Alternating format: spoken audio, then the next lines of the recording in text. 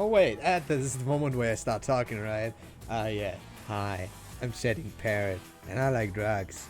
Okay, but well, except for the last part, the rest is to welcome wholeheartedly to the 2019 championship. I'm your caster, Chetik Parrot, and today we may or may not see the greatest place ever. We don't know yet. It could be, it couldn't be, I don't know. It stays open. But to make sure whether or not it's the first or the second one, you better stay in touch with all the casts. So, Round Robin Break Game 1 on the left, Round Robin Game 2 on the right with Multi-Stream, and you're good to go. I'm your caster, Channing Parrot, and this is SMC Tactical versus the Vikings. Let's talk about the maps. Well, the maps are interesting things, you see? I need to actually look up the maps. I'm sorry. So, let me do this really quickly. So, the ban by the home team is actually SMC Tactical, as the highest standing team, has the right to ban their first map and pick the first map. And therefore, they gonna ban Downfall. And we're gonna talk about that choice just in a minute, as I set the second map for the away team, which is Cargo. Sadly, Cargo, one of my favorite maps. Whoa, holy macaroni, with the wrong button. Here we go. Here we go. So, first map is yet to come is Tanker. Here we go. So, maps, but who are these teams? Why are we watching them? And what is this? Well, good question, other me. This is the Group B of the November 17th final, leading up to the finals, to the semifinals and final.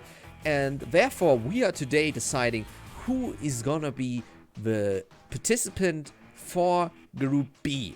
So, there is gonna be a winner definitely today. 2 winners. And these 2 winners gonna play against the other 2 winners from Group A, deciding who is gonna be the semi-final winner and the other winner, and you know what I mean. Winners. All winners. We all winners in life, but you know what I mean.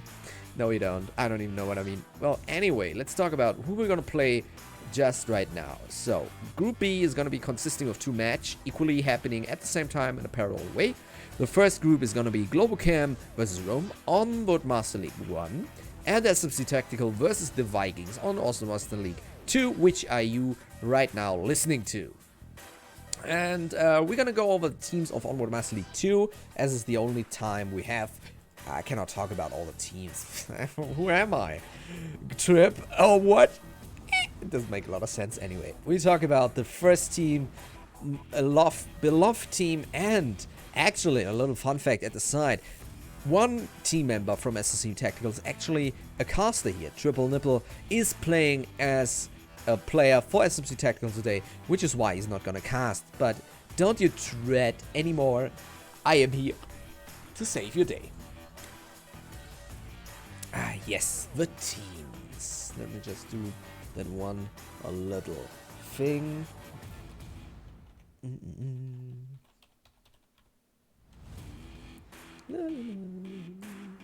Is he gonna talk something? No, I'm not gonna talk.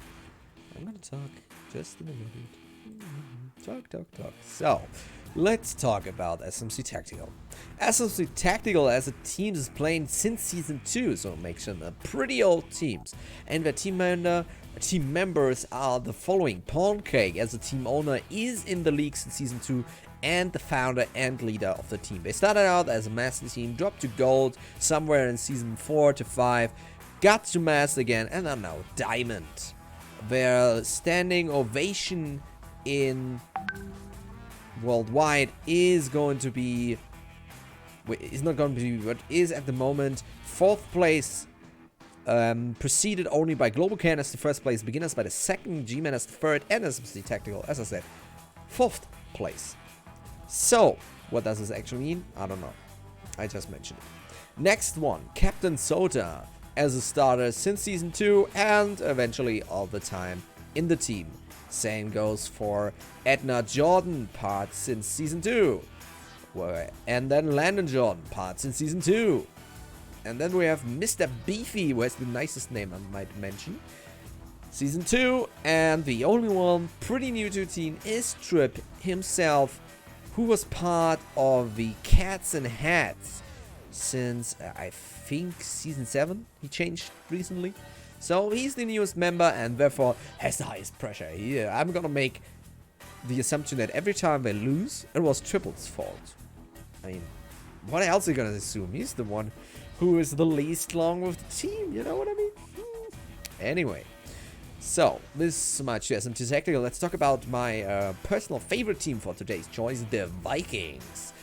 So, the Vikings are overall standing at a position of fifth place, and so on are next to Rome, the lowest ranking team in this tournament. Rome is sitting at place 14 in the World League and 7th for the Viking boys, the 5th, I mean. Scoozy me, scoozy. Led by Spoilty, someone I know and played a bit. Quite nice dude. He's leading the... He's gonna lead the people, and he was Season 8 All-Star winner. In the Season 8 All-Star winner was he, so he's a promising act. Part of Vikings since Season 4, and Vikings itself does exist since Season 4, so he is a leading member. Let's look at the other teams. We're gonna other member Cruzy, actually part of VREFs for Season 6, changed to Vikings in Season 7. Played a bit of him, nice dude. Then we have Femicolos Fungi. I think he's just called Fungi. Vikings Fungi something. He is there since Season 5. Then we have Mantis, there since Season 5 equally. Then we have Nolok, or Nolik, sorry, there's a Nolok. I think with an N-O-L-O-K, and there's a Nolik with an N-O-L-L-I-C. So, he's a Season 8 All-Star winner too, and there since Season 6 for the Vikings. Lone Miyagi, or just Miyagi in-game, part of Lemon Squad, Season 5. Changed then to the units, and then changed back to the Vikings in the season. Then we have Nachttom, or Nachttom. It's actually seemingly a German, not German, but at least Nordic language sort of name. Nachttom or Nightom or Nachtom, Nadums, Nachtom. he's gonna be a real dude. He is the most, let's say, active player across games. He plays in the Onward League since Season 5, part of Ronin, and then Season 7, part of Vikings. Is at the same time was playing in Pavlov for the Reapers from Season 2 to Season 4. And still, in Season 1, he plays, or played, I'm not quite sure what season Contractors is in the moment, in Contractors for the Leftovers as a master team. So, that is something very interesting to know. But last but not least, Uncle Sam, playing for Dead Logic Season 7, who then dissolved, and then he, or before this dissolving, I'm not quite sure, but he changed to Vikings in Season 8. So this finishes up our little player view on the Vikings and SMC Tactical. Let's talk about the maps real quick. So, we have the knowledge that Downfall is banned by SMC Tactical, and they picked Tanker, and Vikings banned Cargo. So, does it go Korean with the stats? We're gonna take a look right away. SMC Tactical is playing Downfall as a constant ban. They played it with 16 overall games, they played it 3 times, makes it, and they won only one of those, makes it 33% in general, and is 33% in rounds too. So, Vikings, although with a 70% win rate, seem to have only a major issue with this map. Makes sense that they ban it. On the other hand, Downfall is a map that is actually not that much played. Actually, it's not played once by Vikings. So it is a convenient ban, and yeah, it's acceptable as a ban. It's understandable. So let's take a look at Cargo from the Vikings. Cargo played twice during the whole season with 15 games by Vikings, won 2 out of those, makes it 100% win rate and 57 in rounds. It seems to be that this is not even the worst map in general. The worst map in general seems, yeah, well, it is, well, apart between Subway and Cargo, but both. Vikings do not have a map that they played very often in which they lost, so it still seems to be a convenient ban due to this low number of plays. The only map they played fewer than Cargo is Quarantine Night, and yeah, they won this too, I think, yeah. Anyhow, it makes sense that they banned it. Cargo for the SMC Tactical side is a pretty strong map, so it's not a convenient ban in itself, but also a tactical ban, as Cargo is played 13 times overall by 16 games, and 10 of those are won, so it makes it 77% for SMC Tactical and 64% in rounds in general, so it does make sense that they ban Cargo. It is a good choice. So much to the maps, and we're gonna see who's gonna win anyway. My sort of what comes first thing is actually what's happening. So let's take a look. Who's gonna win actually? So the Vikings, as mentioned, is the second lowest ranking team in this whole tournament, while SMC Tactical is ranking 4th, if I remember correctly. So, but it's still only one space apart between Vikings and SMC Tactical. SMC Tactical played 16 times the whole season, compared to 15 times by the Vikings. So player count may anyway, at least 2 official games. We don't know how many scrims they actually played. I know for a fact that the Vikings play, at least with us, a few scrims over the season. I think 3 or something at the end of the season alone. So it is a very active team, I think, but we can say that they probably do the same, because if you're up there, you probably have a lot of plays in your backpack, not just the official ones. Anyway, win rate overall in their respectable season is 75% for SMC Tactical, compared to a 87% win rate for the Vikings. But you have always to remember that the win rate is not everything that counts. As a win rate, you can see often a lot of the lower ranking teams often have high win rates, but they do and will lose to any higher ranking team just because their opponents in their respectable level in this season were, let's say, doable. That's why they have a lot of win rate. But that's not the case, as SMC Tactical and Vikings are ranging in the same group. They played against each other in the past. We just have to find out when. Normally you have sort of the possibility to watch if they played against each other, but here it is very difficult, as this is not a pure VRML matchup. Anyway, we are done talking, as the game is about to start, and we're gonna make ourselves mentally ready, as we're about to start in the first round. SMC Tactical versus Vikings. This is yours, chatting Parrot, and I hope you have fun. This is going down now. Gameplay is rolling. Round 1 is commencing, and yes, I'm sorry. You're behind me. Here we go. Round 1 is commencing. We're gonna watch SMC Tactical doing their first move. It is Trip with the shield. No other shield player so far has been seen. All go downstairs, as it seems. Yes, it's a pure downstairs push-up. Careful with this uplink. Normally you have one firing down the range, but as you can see, no one is going to be that bold. No one is coming the right side to actually be here to pre-fire. Trip a little bit of baiting and switching, as you can save, and doing a little bit of Tinder fakies. Probably doing a multi-people picture as a Tinder main profile picture, so you can't tell if it's actually the person on the profile. So Trip is gonna be a little bit switch and bait, and we're gonna see how it comes out. Smoke is ready. Trip is smoking. Smoking is bad for your health. Landon Jordan in the back. A lot of free fires coming down. We don't see much. They seemingly return. Probably trying to bait out some C4s or grenades that are following. And Spoilty takes down himself because grenades are dangerous. Oh, Landon John takes down Spoilty and Cruzy. Nolik is firing as Captain Sorter comes around. Nolik takes down Trip and John takes on Nolik. It is a trade, a switch. Oh, Captain Sorter takes on Uncle Sam and the other way around. Now Mr. Beefy, Pancake and John are all on the uplink. Seemingly, Mantis comes around, takes on Captain Soda and Mr. Beefy Little G. Pancake comes around, and Mantis takes him down. Other way around. I'm sorry, Mantis comes around, Pancake takes him down. SMC Tactical takes the round closely, almost capping the uplink, giving him 1 point in this matchup. Scoreboard. Nicely done. So, let's take a look at the kills here. Who's gonna be the first one to scream, hell yeah, baby? It's London Jordan screaming, hell yeah, baby, with 3 kills, followed by Captain Soda and Pancake with 1.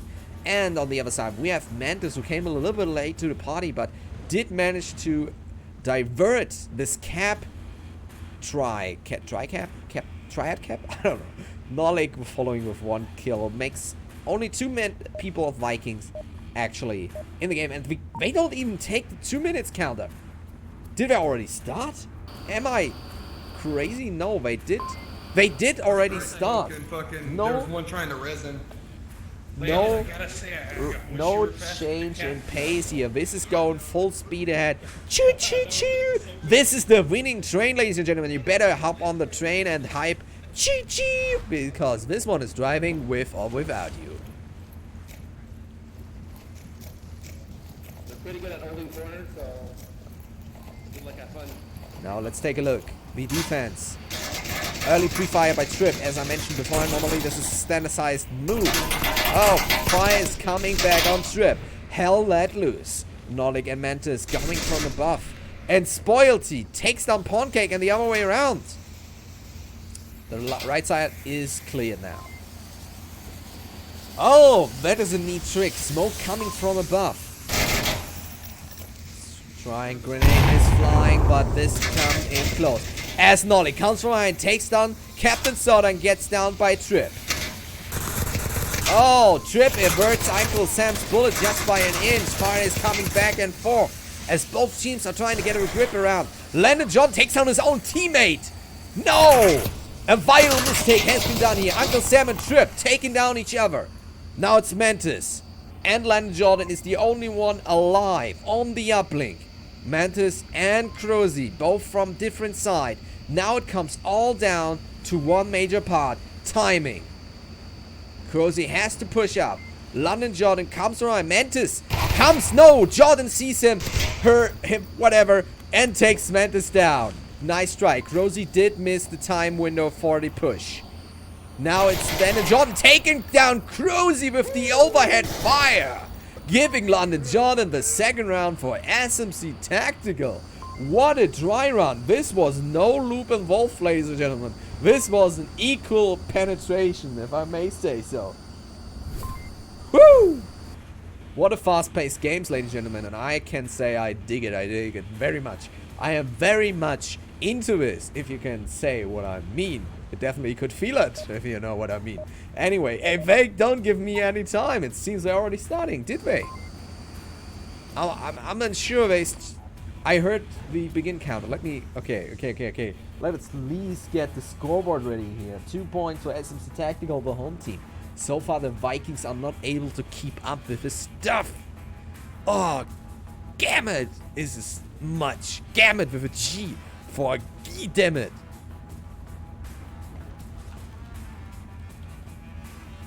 Oh, I just have to calm down a bit.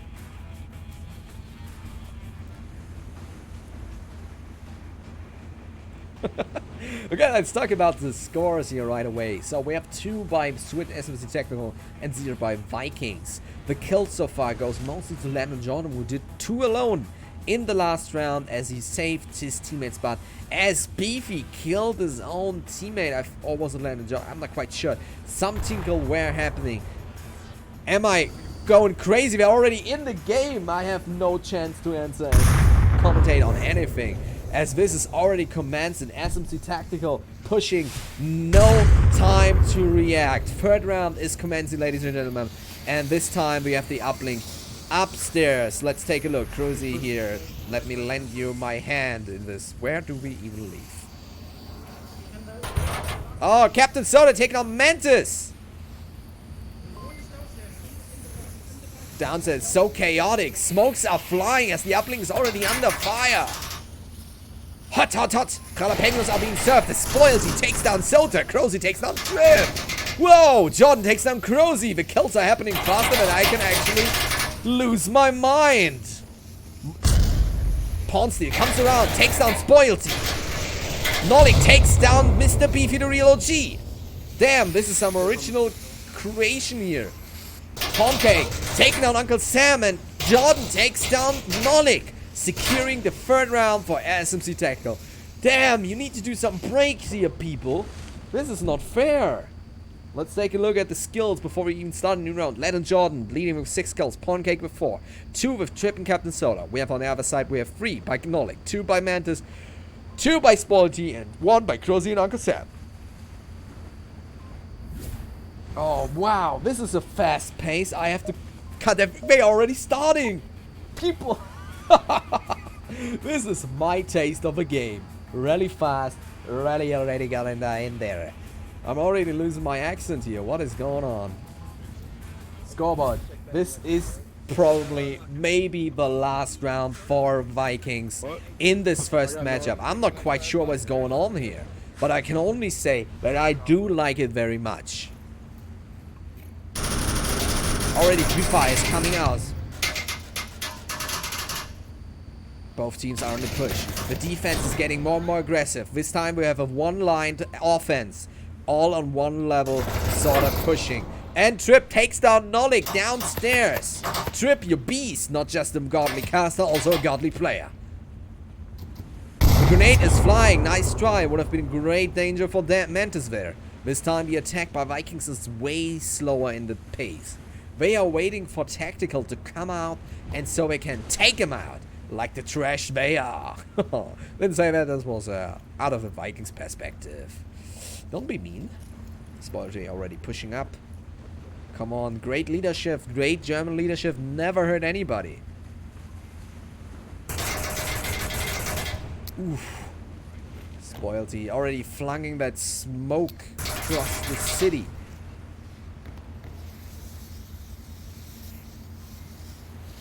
Cozy on the very slow. Oh, Spoilty taking on Landon Jordan. It is 4 on 4. A flashbang. This time it is a frag, going way beyond what is needed. Spoilty. Smokes are flying everywhere. I can't see anything. Pancake coming in, but get taken out by Spoilty. What a momentum. Whoa, Captain Soda taking on Crozy. Already on the cap is Spoilty. Oh, he takes down Captain Soda as Uncle Sam takes down Trip. Uncle Sam taking on Mr. Beefy and giving Vikings their first round. Wow. That was fast. Yet again. But people, it's not all about the speed. It's all about the technical stuff, if you know what I mean. So tactical should be technical. Wait. I lost myself in there. Let's talk about the stats. I mean, we don't even have time for that. Let me just give you the points real quick so we don't lose that. 3-1, and we're not even 20 minutes into this whole shenanigan. And I'm talking game time. Of course, we're over 20 minutes in, but technically, this game is only going like 10 or something.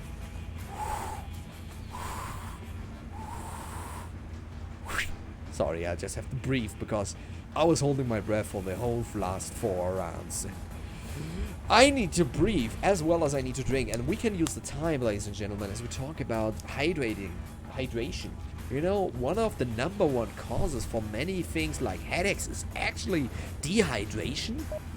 So you better get that water and you drink up. No tea. A tea is okay, but no cola, no soft drinks, no whatever, as we are not diluting our body to this. As we're starting into the new round, gameplay is commencing. Round 5 is actually going down as a tactical on the attack. Uplink is upstairs. This is going to be a heavy one. I think SMC Tactical is going to be fast about this one. Couldn't even hydrate myself. I'm going to die. This time we have Trip again. All right, downstairs. Oh, Captain Soda getting bullets in the face. Oh, Trip firing downstairs again. No one there. Spoilty balancing a magazine on his gun as he's changing magazines. Nice trick. This is trick. Oh, Mantis take down Spoilty. You better repay him for that. That is a real McDonald's meal right there. Oh, smoke is flying. Oh, Pancake take down Uncle Sam as Mantis takes on Pancake, and Revive is out on Spoilty. We're gonna see what we're gonna capture here. It's very difficult to manage anything.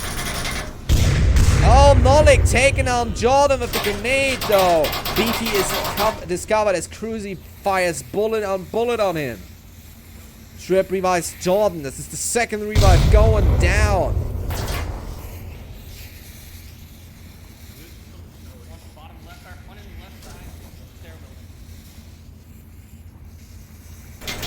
Oh, Mantis taking on Jordan. I cannot breathe. Spoilty. The defense from Vikings now very aggressive. Very on point. It is Beefy still awaiting his destiny, just as Trip is still running around the left side. I'm gonna grow third nipple too if this keeps going.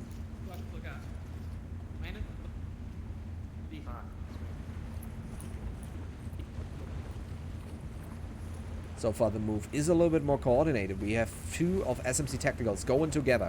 Another grenade is flung across the street, but no one is hit. Because there is no street.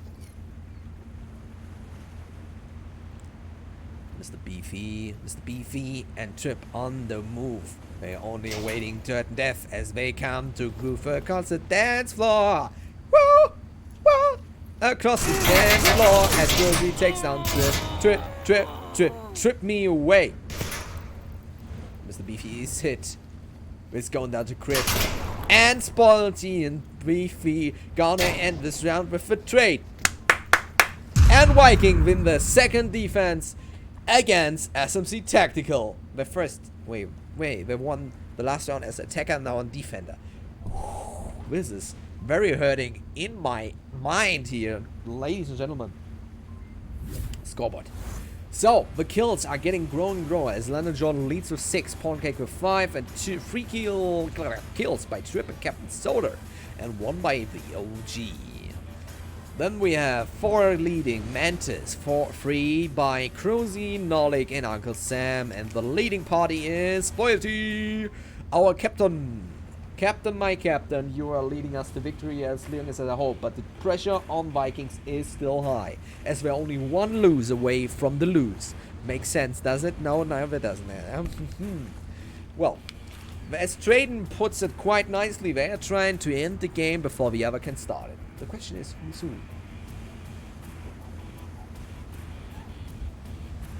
So far, my money is still on the Vikings.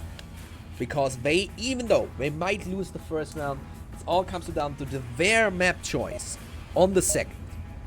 This time they took their sweet time, and this time is going to be hopefully a sweet round as we are turning in to this beautiful cast of mine. This is Chatting Parrot. Woo! Y'all having fun? Y'all having fun? Let's take a look what we're going to do about this. The teams are still very much on point here. I like that they are happy. Happy teams are happy customers. I mean, trendsetters. Oh, Pancake takes down Uncle Sam with across the map. Pow! But the revive is out as the attackers are forming in for the new line.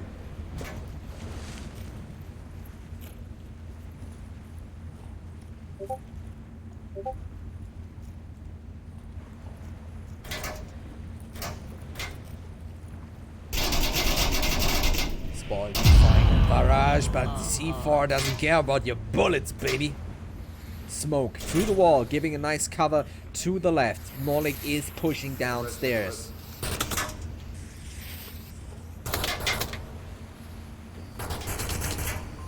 Uncle Sam reviving Spoiled.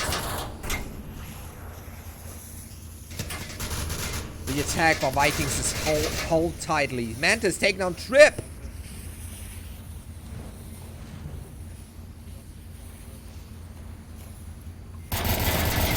Nolik take down Captain Soda. Mantis and Nolik are downstairs. It seems that the start difficulties are out of the window. Trying to get Landon Jordan there in the back. Now moving back as far as the turn. Cruzy taking down Pancake and the other way around as Nolik takes down the Beefy man. And spoiled, he takes down London, confirming the third round by Vikings and leading to a very close draw if it keep... Wow! Close one by Vikings going down the next round. This is the leading charge, ladies and gentlemen. Let's take a look at the skills.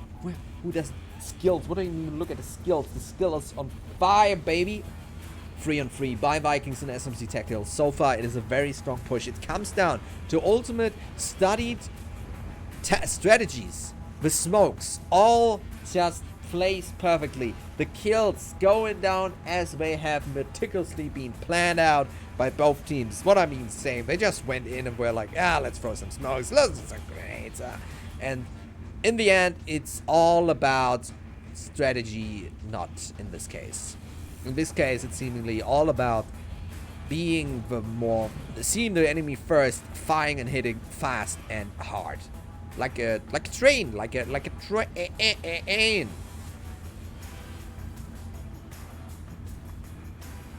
And I see that our dear commenter Puzzle Ninja is drinking Monster.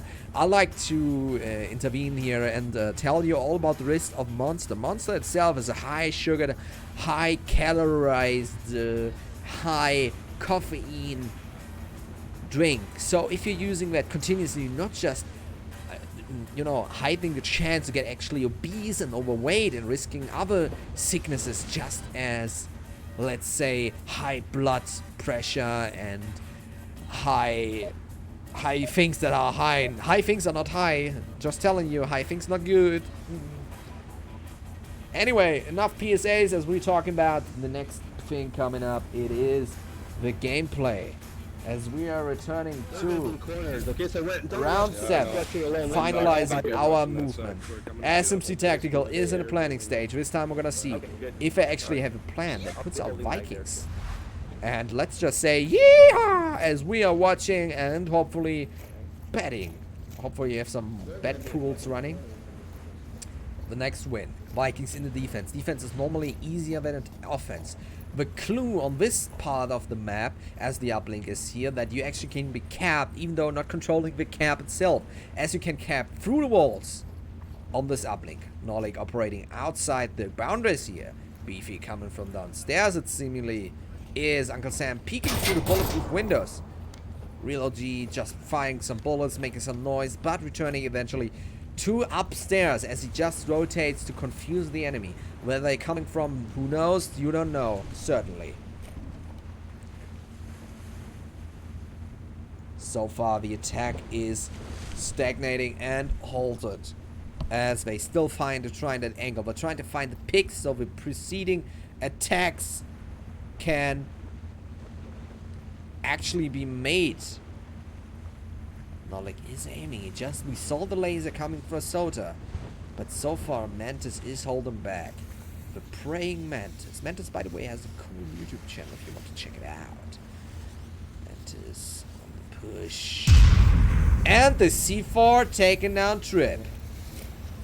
Grenade! Is that the grenade that I see? Yes! Landon Drummond taking down Trip as Uncle Sam takes down Trip and Mr. Beefy takes down Nolik. Wow! Sota taking down Mantis. No, Mantis taking down Sota the other way around. What the hell? Come on, people. I cannot call everything. But I have to. I'm a caster. As Uncle Sam takes down Landon Jordan and Captain Soda, revives Soda and Soda. Soda. So far, it's a 3-on-3. Both teams are not moving any inch away. Bruce and Uncle Sam. Still finding that angle. They still can't get any closer to the uplink. You see what Cruzy's doing there, Uncle Sam? They are playing mean games. You can actually see through this, but not shoot for it. So, giving you a real nice advantage when it comes to peeking. Cruzy just peeking, finding that target, and then easily trying to take out the enemy. Spoilty is still sitting behind, so that anyone who might dare to actually come from behind gets taken out. So the only way in is either through these on the side or from underground. No way other way in this building.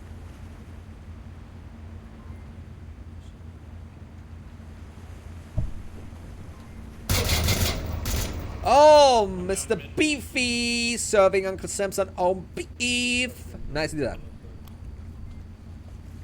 Cruzy and Spoilty are now rotating. Pancake moving in. But just as Spoilty comes around, he is served ice cold back to his enemies. It's Spoilty and Cruzy on the offense. Oh.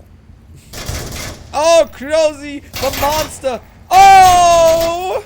He wins the rounds for Vikings just as they try to push him. Nicely done by Cruzy here. Ladies and gentlemen, this was the Cruzy Vikings play just live by chatting Parrot. Tell your parents how proud you are to watch this parrot fly. Nicely done by Cruzy. Take a look at the kills right there if you want to. And we turn in for the next round. Coming up in this matchup. We're going to see right away what is happening. Stay tuned for this matchup as we talk about the scoreboard real quick. And give out the final point for our lovely Vikings. The next matchup I actually believe to be happening is probably Bazaar. If you take a look at the plays done, then you can see that Quarantine is, well, Quarantine is a good choice too. The top map by the Vikings is actually Bazaar, so we're gonna see either down Bazaar or Quarantine. Down Bazaar would be a map that kind of focuses more on the Viking part. They played it more often, they won it more often, and the SMC technical people are kind of okay at it. But, well, Quarantine would be more of an even draw. Let's see what the Vikings going for. I'd say Bazaar. And I'm wrong. It is actually Quarantine. It is actually Quarantine going down, ladies and gentlemen. Sorry, wrong one. Quarantine, Vikings versus SMC Tactical. What chances are both teams are actually happening? We're going to talk about that just a few seconds.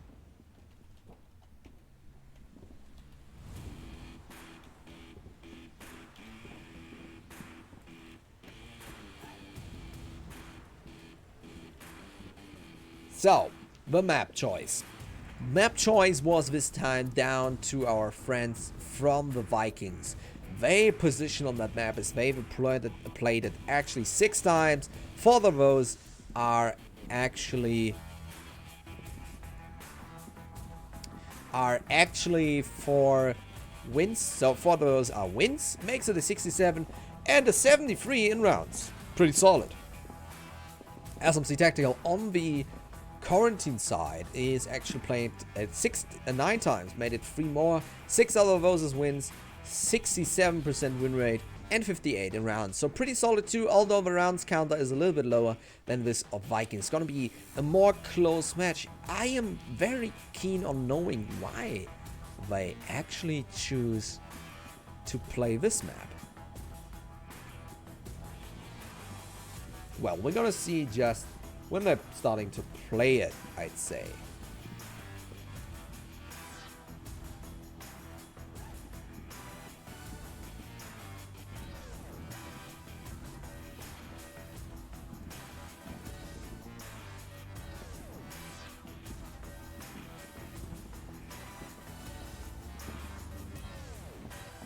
Oh, what?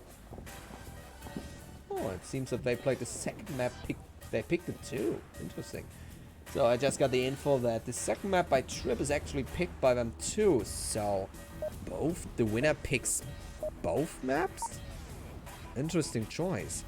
It can happen that the Vikings actually gave up the pick for the SMC Tacticals and then choose a side. That would make sense. Defense is always easier than offense. Well, we're gonna see what is actually the. I'll be west. I'm gonna get it info. Okay, I'll be going west. Yeah. We have round 1 commencing on Quarantine. Yeah, for sure. Yeah, for sure. This time we have a north spawn. The uplink is actually on center burning building. Yeah. Okay.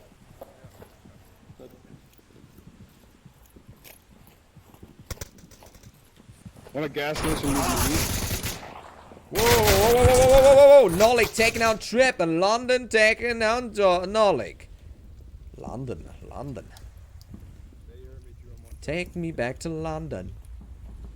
So the one-on-one call is out on the north section. Was a bold push by Nolik here, but it did prove to only take down 1 In the best case scenario, normally take down 2 and then die. Or maybe more, but mostly 2. This is the best case scenario if you're doing push like this. Not the best case, or let's say the least case you want to have. 2 kills. Anyway, 1-on-1 is okay, I'd say. Push. This time the map is way slower in approach, but overall, compared to Rome versus the 5 Horsemen yesterday, this is going at light speed. Uzi firing, and he's already under attack. Pancake coming from the northwest approach there.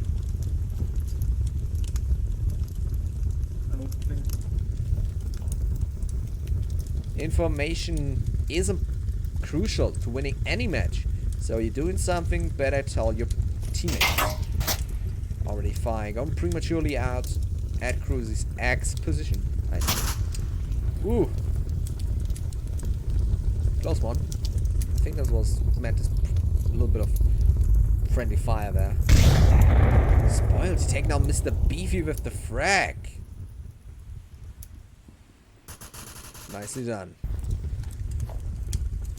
John firing a little bit here and there, getting out stress and here.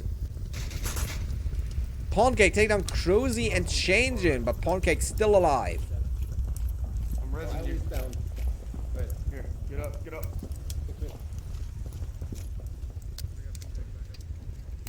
Thank you.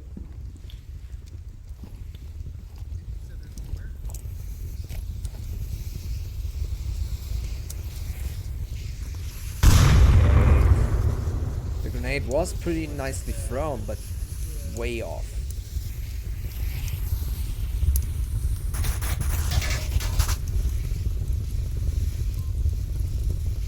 Still waiting on the move here. Both teams are just peeking and poking here and there a bit. We are so far 3 on 3.5. The revive on Mr. Beefy is still open.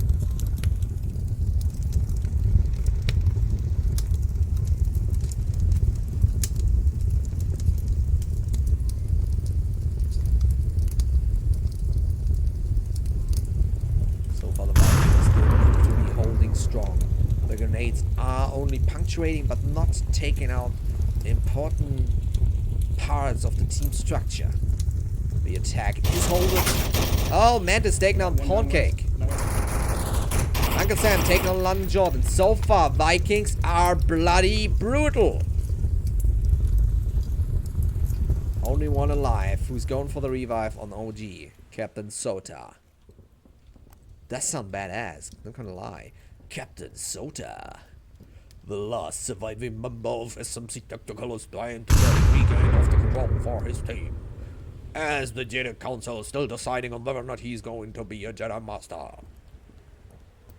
I miss Star Wars, Clone Wars. Captain Sota on the move and the Beefy throwing a smoke.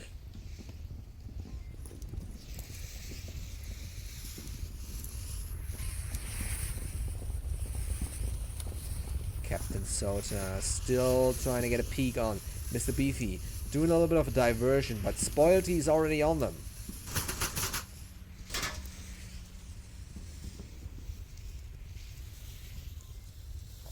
They have to work together. Timing must be impeccable. OG is spotted by Spoilty, it seems. Uncle Sam already searching for a target. Uncle Sam sees Mr. Beefy but misses by an inch. A little bit of pre-fire as Mr. Beefy knows not where it's coming from.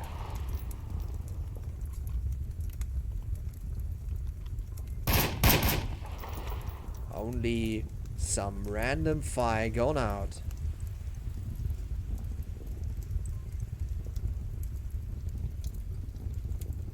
Captain Sota is moving now to the head of the plane and gets taken out by Spoilty. Now it's only one. It's the one and only OG, and he gets taken out by Uncle Sam. Why you let me introduce you like that when you just die? Vikings win their first map on the second. Wait. Let me redo that. Vikings wins the first round on the second map. Oh, that was better. Yeah, well done. So, let's take a look at the kills. Only Jordan and Pancake serving each 1 kill, while compared to Uncle Sam with 2, and everyone else but Cruzy 1 kill. It does seem like SMC Tactical did manage to get Vikings on the wrong foot. We had similar situations when we played against Vikings in scrims. Bigger One is definitely not a competitor to Vikings. We are not playing on the level, but still, we did scrim. The last scrim that I remembered was like at least I think a month back, where we had the situation. We're playing against them and we just had somehow almost beat them. We lost every map, but we made some major points before they actually came back, because Vikings seemingly are sleeping in the beginning. Always a little bit, oh, give me some time. Mom, still 5 minutes, please. You know what I mean? But in the end, they will succeed. They will stand up, go to school, and smack that teacher with the A+ on marks. You see what I mean? So they need their time, but eventually they come around. And as I'm finishing with my nice analogy, we're already starting in with the next one. Whew, give me more analogies. Woo!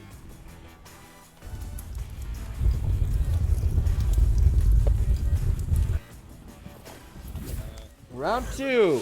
This time we're watching our friends from Vikings doing their attack. Yeah, I will cross.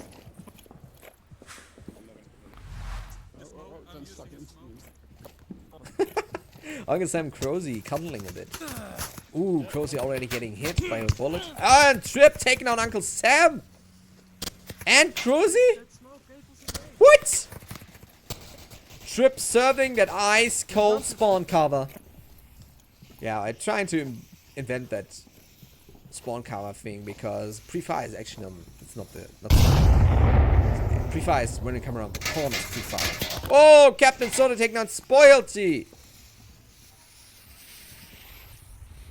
So I'd say spawn cover is more appropriate, because you're aiming for the spawn.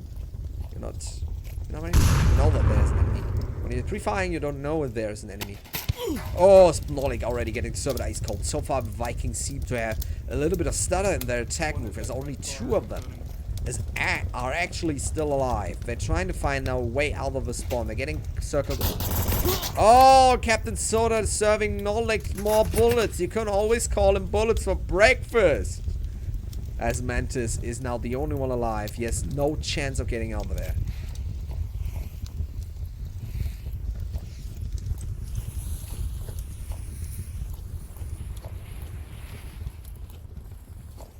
What is your plan, Nolik? Mantis? What is your plan? He's going far, far back, so he's not getting shut down in the early processing of his round. Oh, he's already getting shot at. Mantis, no escape for you. Yeah, that's the appropriate word for it. It is luck. He said luck. Like, lucky that I am still alive. Oh man, now I have the chance to prove that my team is still very capable of solving that difficult situation. He didn't say a curse word. Mantis still searching. He has 4 minutes, so all the time in the world to do actually any damage. But as he is discovered, with right communication by its SMT Tactical, he should have no chance of actually running anywhere.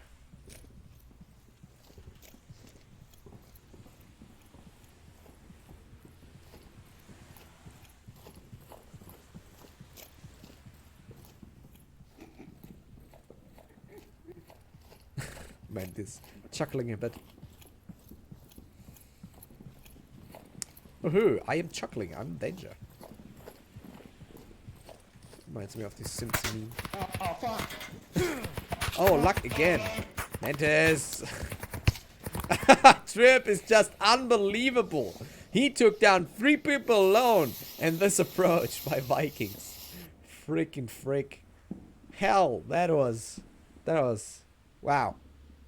You're mean, Trip. Let's turn into the scoreboard. Well, it does seem like the hype train by, like, the Kanzler Schultz in our town I think 17 election kind of got halted. Yes, was a political analogy, a very bad one. So, like the Schultz halb train, this went down fast, way down fast. Wanna see, maybe Vikings just had bad luck with the spawn because it is an open spawn.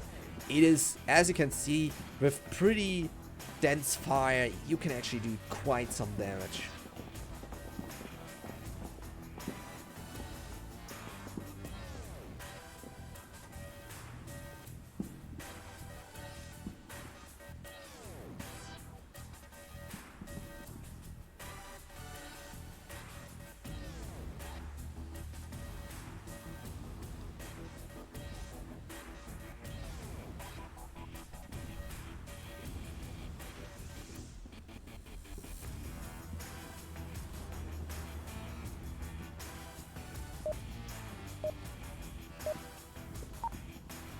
And we're turning into the next round.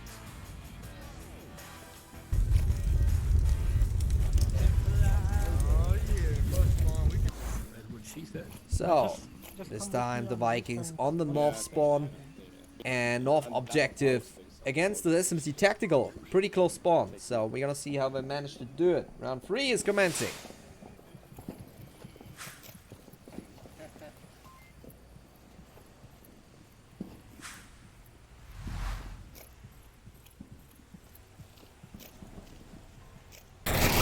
And as you can see, we have already a push by 4 people on the northwest approach. That is very, very, very dangerous.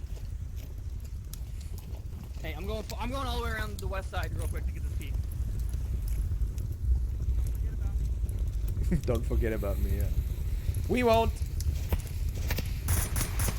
Trip taking out Mantis. I got him. Not sure. Crossing.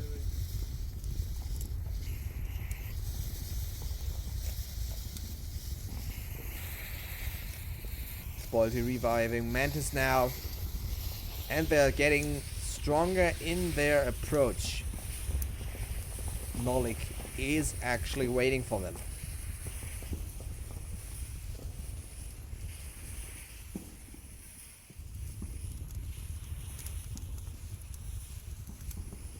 The push is getting closer and closer.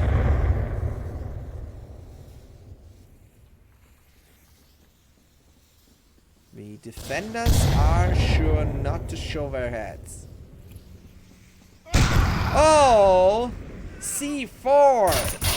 Taking down 2 people, but no use as Strip takes down Nolik, who couldn't confirm their kills and the frag doesn't land.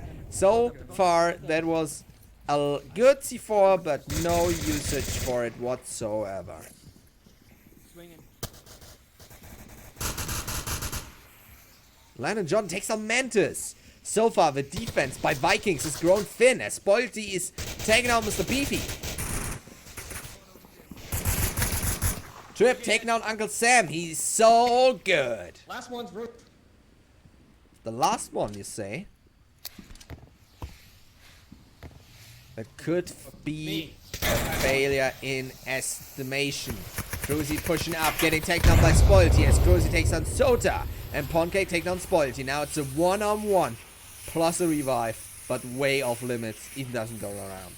3 minutes and 30 seconds. He would have had the time if Janon decides to go for it. He would have the time. Now we see if he makes a crucial mistake.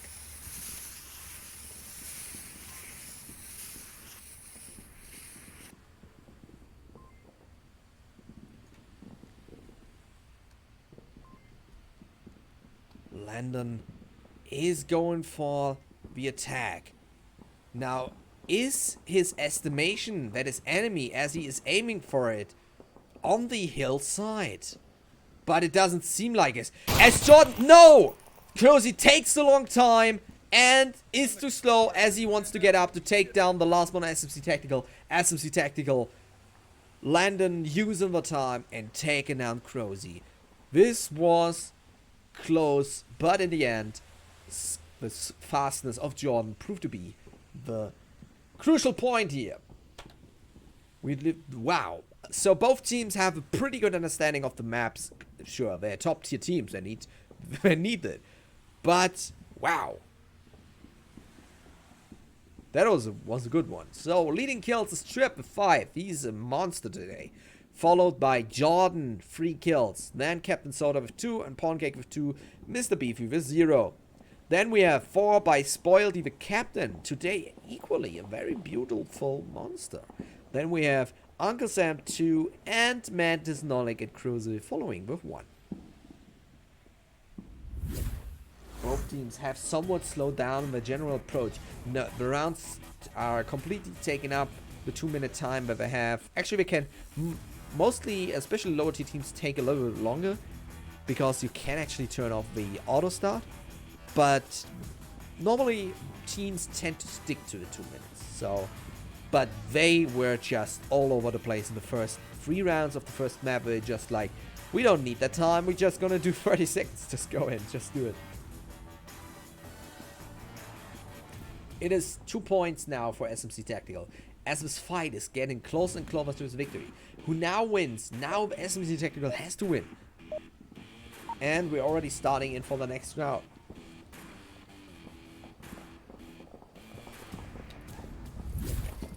In the round 4, we are gonna see if Vikings is maybe taking it back. Now they're on the attack. The attack by SMC Tactical last round was pretty straight northwest approach. But now with the same spawn, we're gonna see if this is actually repeated or mimicked by the Vikings, better said, by the Vikings, or we're gonna take another route. It does seem like we have at least 2 people. Cruzy going for the cover in that direction. Nolik leading the charge.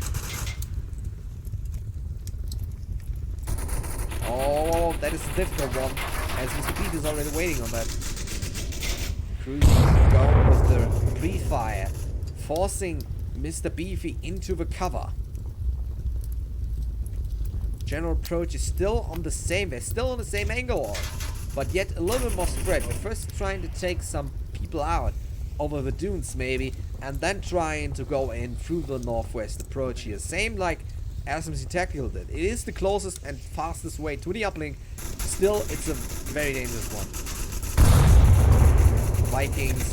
Nolik. Oh, Nolik! You dodged the first, just ran into the second barrage. This is the first one going down by Vikings. Nolik did kinda break that up. He did escape the first barrage, just to run into the second. Now we have 2 people on the northwest skeleton tower here. Landon Jordan and Mr. Beefy trying to take out whoever pre-fired there. Now the attack approach by Vikings did spread a bit, as we can take here. Now Spoilty is coming over here, the north roof. Trying to find that target, trying to find that captain. Sota. Who actually plays in the Clan Wars of Clone series. I just decided he's my new favorite character, Captain Sota. Next to Captain Rex. Ooh, that grenade by Captain Spoilty. But Trip is just being the monster he is. Oh, it's still taking out Sota and Trip. Wow! Spoilty gets hit and gets taken down by London Jordan. Now it's a 2-on-2 trade. Spoilty did some damage and he succeeded, but yet did not survive. Now we see Mantis. Why are they all having night vision? It's not pretty dark. I mean, sure, we high up dark humor, but that is not what we're talking about. Another grenade accidentally thrown on the roof would have taken out anyone that would have been there, but no one is there. A lot of would have had it, would have, could have, should have. Mr. Beefy taking out Cruzy, who decided to push. No trade, but no confirmation either. Mantis going for the revive. Pretty sure that no one is still there. Mr. Beefy is rotating a little bit back, while Mantis is trying to get the target. Ah! Just as Mr. Beefy confirms the kill, Mantis comes around, but Mantis didn't confirm the kill yet. That is going to be a difficult one. Uncle Sam in front of the north roof. A lot of movement is here. As Mantis is moving now.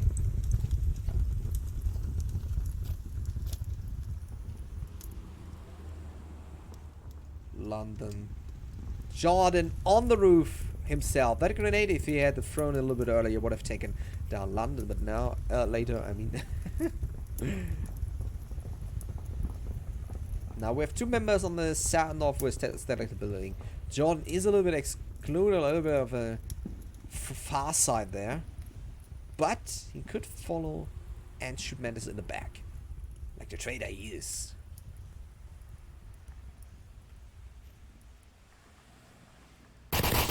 Oh, Mantis taking out Uncle Sam. And no, Uncle Sam takes down Mr. Beefy just as Mantis does. Now Jordan knows where he is. And Mantis doesn't turn around, doesn't give a flying freak. Ah! Jordan takes on Mantis and the other way around. Now it's Uncle Sam taken down one-on-one. That was an unfortunate one. It's Uncle Sam versus Pawn Cake. Let's see if it's gonna be an Uncle did touch me inappropriate situation or a Pawn Cake. Ah, it is a Pawn Cake. Sorry, Uncle, you didn't touch me enough. SMC Technical taking on now the 4th round, giving them the 3rd point against a 1-point Vikings. Let's take a look at the score here. Beautifully done by Spoilty with 6 kills, followed by Uncle Sam, 2 by Mantis, and 1 equally by Cruzy on Nolik. Then we have leading Landon Jordan with 5 kills. Trip is actually leading one with 6 kills. Then we have 5 Trips, 2 Captain Sodas, 3 Pawn Cakes, and 1 Beefy. Let's turn to the scoreboard and give our well-deserved congratulations on the 3 points so far. As you can see, so far, this is, except for the 1 point on Vikings' first round, this is a pretty much replication of the first map. If Vikings manage to wake up yet again, maybe we slept in, then we're gonna see it. Then we're gonna see it. Then we're gonna see the awakening yet again. But it stays to be awaited. So long. It is seemingly a draw by SMC Tactical Vikings. I just hope Vikings return. The Viking return. Ooga, ooga, ooga. Well, in the first map, Vikings did return pretty valiantly, taking out 4 points in a row. Let's see if I can repeat this process at least with 3 points this time. And the countdown already goes down, and we're already getting in to the next match. This time, let's see Tactical on the approach. In the maybe last round by I'm gonna SMC peek this Tactical. ridge here and This time we have the center North Street. market. No, not center market. Sorry, wrong map. This time we actually have a mall objective in the center of the map by the tank courtyard. A very nice to defending position. We're gonna see how actually SMC Tactical. Here, the grenades. That is a good grenade. Oh, Trip. He's taken out directly. Nolik on the push, on the push, on the push as Captain Sota is defending. Nolik goes for the turnaround. Another grenade is flying. That is what I tell you about experience. They just know when the enemy spawns. They just know how to throw that grenade. Trip again on his legs, still in the game. The north approach, while we have 1 in the center burning building and 1 on the south street.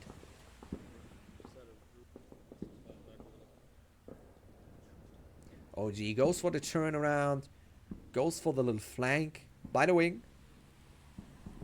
Nolik trying to take a look at the middle approach. We have a push there happening. Pawn Cake could be the first victim of Nolik here. Does he see him though? No, he does not. Spoilty does see London Jordan as Pawn Cake takes down Spoiled. And Uncle Sam takes down Sota. Cruzy takes down Pawn Cake as they trade. Oh, I get a trade again. Xota is on the roof. Nolik is on the roof side. We have one defender being Mantis on the South Dunes. The other defender is lying down at the moment. Where's the other one? By the tow trucks, actually. It is Uncle Sam. He is in the turbine. Fun fact, in the newer versions, actually, Captain Sota confirmed the kill on Nolik. In newer versions, you cannot go into the turbine. Here you can, but in the newer 1.73, I believe, 7.2, anyone that is new actually, you cannot go into there. So it is a reason why we're all playing on that patch, so you can get used to this sort of change in the map layout. So you can adjust your strategies maybe. So far the last two SMC tactical members are here. Nope. Yep. Nope. Yep. Nope. Captain Sota and Trip on the move.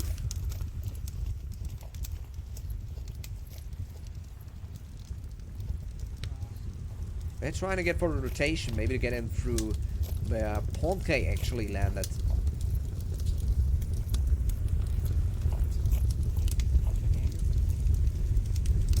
Caltrop, your little Wechselbalg. Look at the word. Changing kit, you. Coming over here. I saw you commenting on that Global Camp game. You know, he coming over here. SMC Tactical now on the move. Trip and Captain Sota now trying to go through dunes, but we still have one in the south. Mantis was on the dunes earlier, changed and rotated back, trying to cover if they may be coming from the motel side on the far north. But that is the clue here. Rotation somewhere where you don't expect to be can give you an edge over anything. Now it's a 2-on-2. 1 minute and 50 seconds remaining.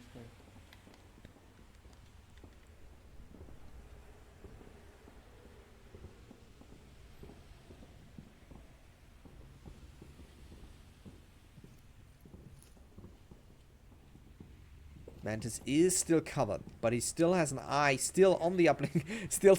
still. But now Captain Sota is moving in. Trip decides to go for an even longer route. Does he now? Mantis rotating back to Trip going for far south. We have 1 minute 12 seconds remaining. This is gonna be a hard one. Mantis probably gonna see Trip here. Playing roll of dice. Please roll initiative.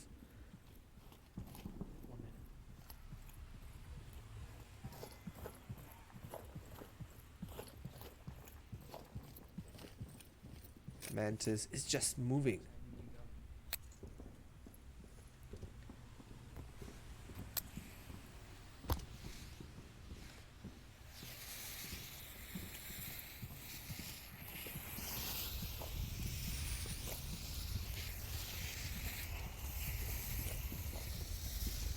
Mantis didn't catch them.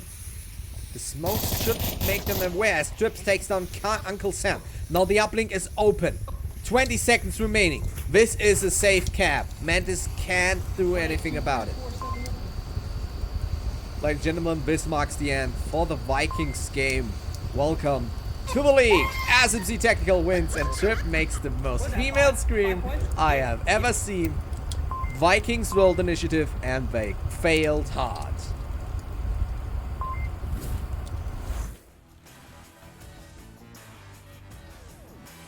Let me give you... Oopsala, my bad. 5 points for quarantine. This equals, in the end, 8-5 for SMC Tactical. But I'm not quite sure if Vikings is even out yet. I think we have to play some matches. This marks not the end, but it's a huge boost to our SMC Tactical brothers. Woo! give you the credits while you can enjoy your life. This is Chatting Parrot, expecting you in the next round.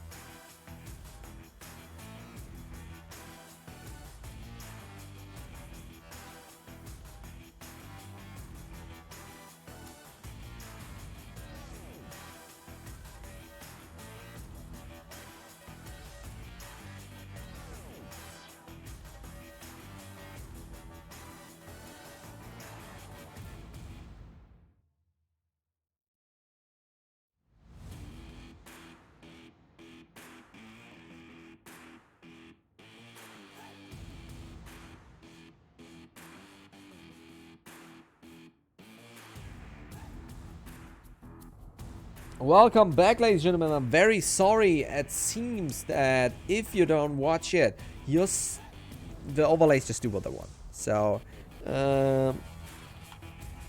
just so you know, all is going fine and dandy now. Let me just repeat what you already see for you. So, the first map banned by Vikings is Quarantine, and the banned by Rome is Tanker. The first map actually choosing of Vikings is gone over to Rome, as Vikings decided to take sides instead of map. So they are playing Downfall now against Vikings. A great choice, I believe, as Rome did quite nicely play against... I always have to burp. What's wrong with me? Nicely against the 5 Horsemen yesterday, and especially Mike Crook is going to be, as you can see, lucky as formidable, because he is a very skilled marksman.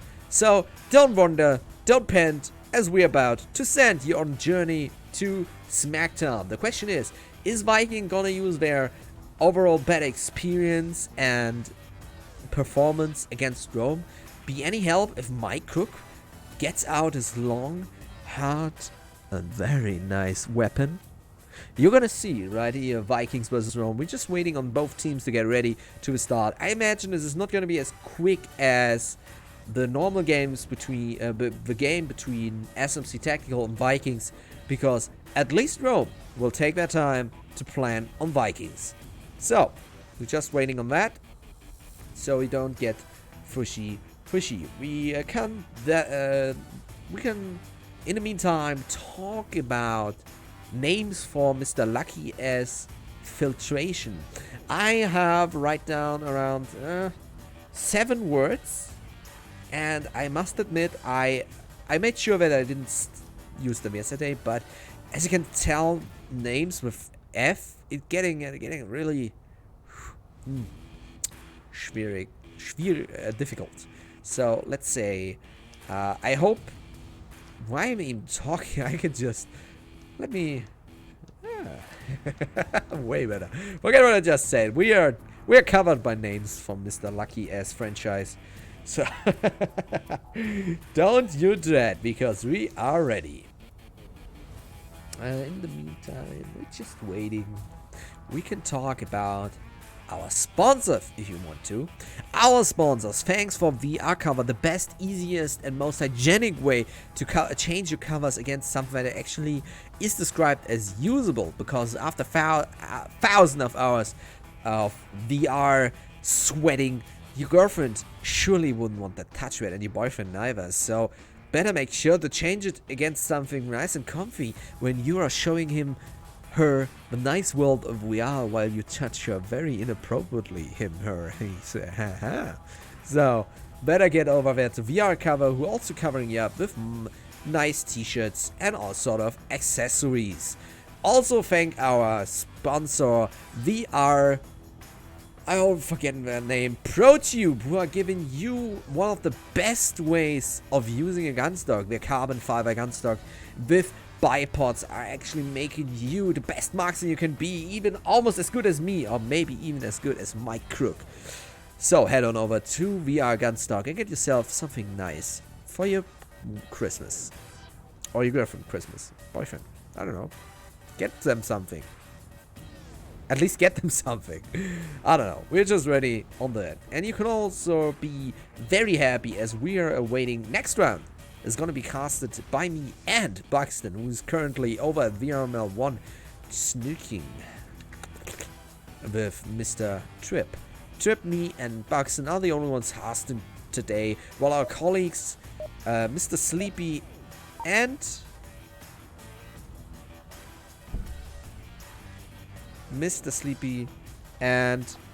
Nightfire are over at the DreamHack. Hello everyone at DreamHack. Let's start over. We are going to the game. We are watching Rome's versus Vikings. Right, go ahead. Round 1. You go first. You go fast. No, you go. I'm gonna stay behind the shield. Stay behind the shield. Mr. Lucky as Fraudulent is having a point that I want to mention just as it's come up. Staying behind the shield, in my personal opinion, is a very bad choice to do, as the shield is already very small, and anyone staying behind it, except for the one carrying it, is going to be a huge problem. Interesting choice by William Dunst. He's going to draw all sorts of fire if he has not the right angle, and he has still the broad shield due to 1.6, but if he has anything later, he would have been a real problem. But so he has a very nice cover. So far, the defense pretty standardized by the Vikings and static, it seems. No strong pushes whatsoever. They are keeping their toes on heels. Generally, the Vikings have, well, let's say, a pretty good, actually, performance on this map. I played it 10 times last season. 6 out of those makes 60% for anyone who isn't in elementary school. And 58 rounds makes him a pretty solid enemy on this map. Let's see if Mr. Mike Crook, who I put my most fierce hopes into beating the Vikings here. Otherwise, we're just gonna see if the... Yeah, well, I already said it. Experience and overall quality of gameplay by Rome is actually... by the Vikings actually a threat. Mike Crook already with the 12 times scope on the M39, the choice to weapon to go, since I think 4 or 3 updates as they changed the damage counter from 2.0 to 2.3 makes it an instantaneous death tool if you're hitting someone in the stomach, as the damage counter is normally 2.0 on the stomach part. Now 2.3 makes it everyone. I think it does 13 damage, so 13 damage with 2.3 makes it instantaneous death. If it is 30, I think. I'm not quite sure. Maths, my friends. Maths. Not math. Don't do math. Do math. So far, it's very calm. A lot of bullets are going out. A lucky as Forerunner is still trying to get a target in.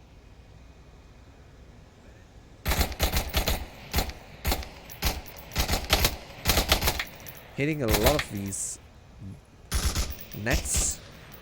Bullets getting a little bit damage. He's just drawing fire on their attention, nothing more. So far the Vikings are trying to get for a safety net.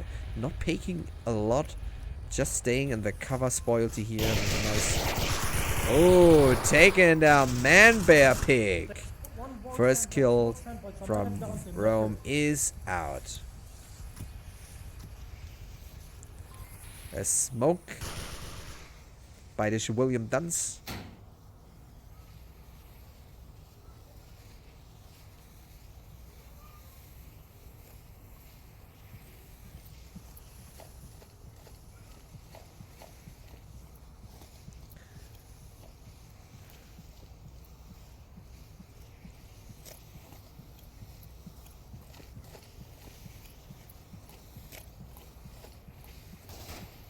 Lorena Scout taking out Mantis. Leaves a 4 against 4. Downfall is very hard to watch personally, as it is very long. Lorena Scout here at the middle center building. To throw in the angle. I didn't change it outside. Try. I'm going to just go right. Okay.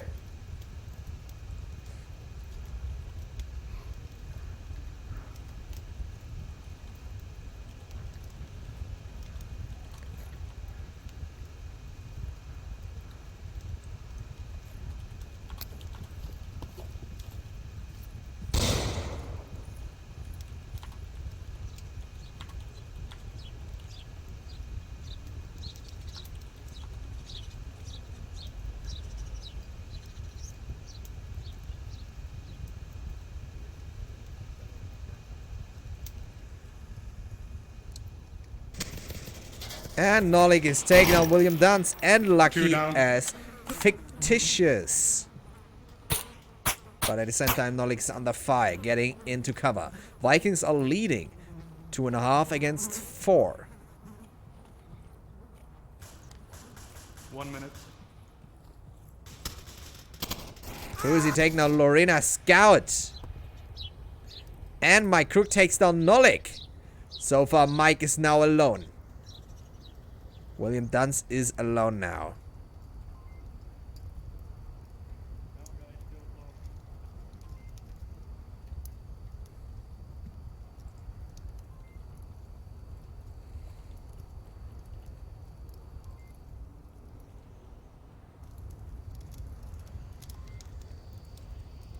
Cruzy is still a bit defense. Oh, Uncle Sam taking on Mike Crook and serving an ice cold first meal for the Rome people. Vikings wins the first round.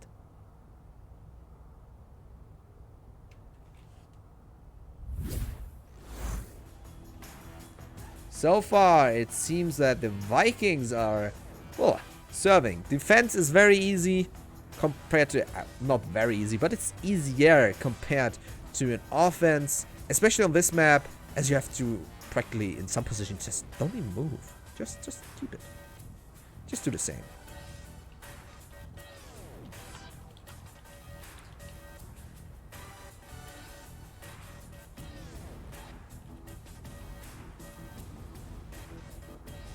So far, it seems that it can give 1 point. Sniping skills by Mike Crook did serve him a kill, but so nothing else. Against a team where they practically one-on-one, they are very dangerous, but against a team that is very experienced, I tend to say Rome is still lacking the experienced communication and skill of Vikings.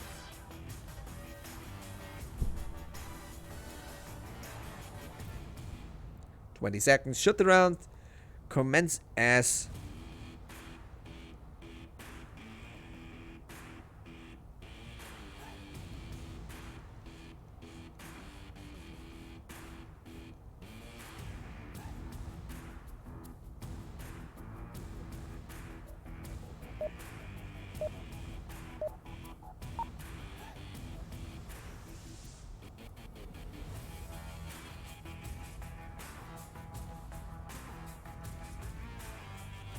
And the next round is commencing as we're turning into the Viking side of things in this matchup, which is not as maybe as equal as SMC Tactical, but maybe we see some surprises.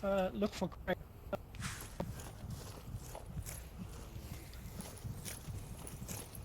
Let's watch Mantis. Attack, Spoilty already taken down Mike Crook, the sniper's out of the game.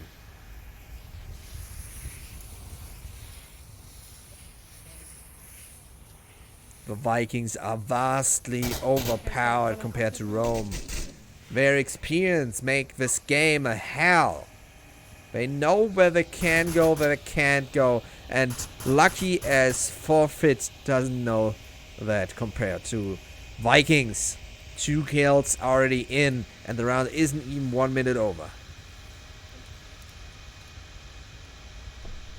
Oopsie doopsie.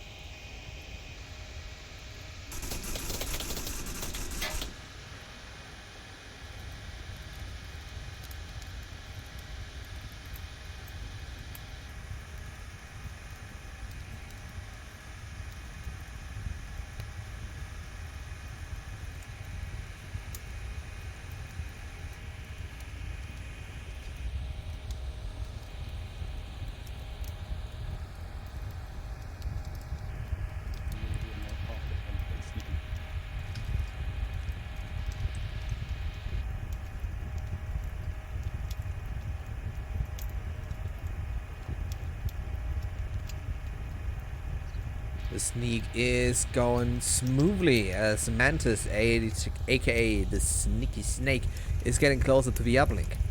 The cab is in reach. A coherent smoke barrage, although I still don't know why he has a night vision, is a key note here.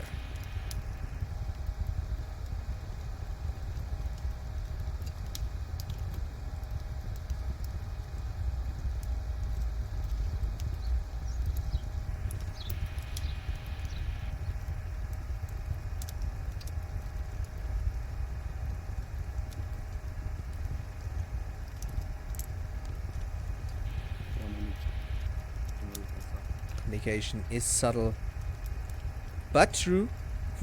I mean, sure, we wouldn't lie to each other on that note, but sure, enough.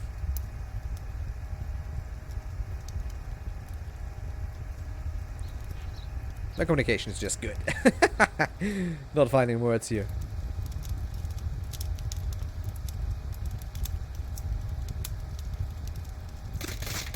Oh, man, pick taking on Spoilty. The first kill for the Vikings against the Vikings, but yet, man, Spoilty is still in the game. Revive. Oh, Lorena Scout now taking out Spoilty.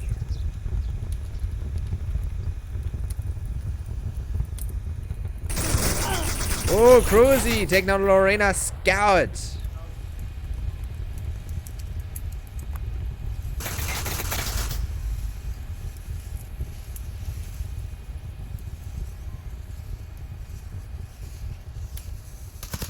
Oh, William Dunce. Confirm the kill on Mantis. Now Nolik and William Dunce taking each other out. It's 2 again. Rome winning, losing, not winning against Vikings here in the second round for the Vikings. I mean, it's pretty obvious it's Vikings, but Vikings. Sorry? Tap, tap, tapping on the glass. Waving through the window. Oh. Oh, I'm getting tired, my friends. 8 p.m.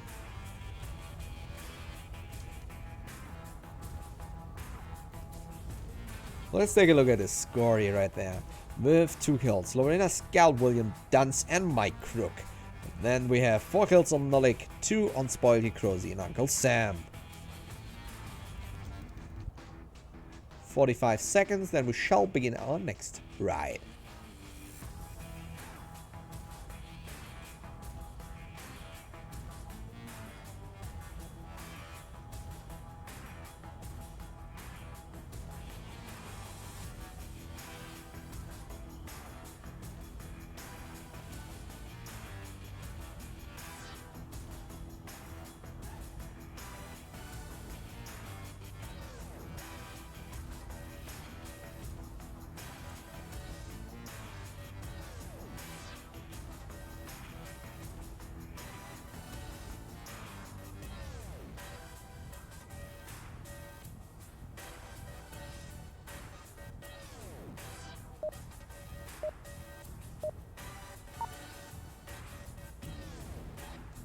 And we are on.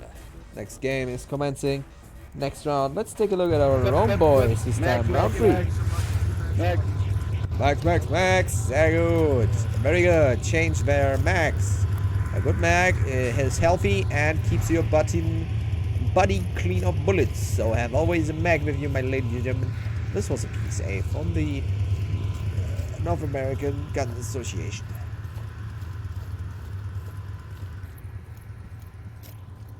NRA.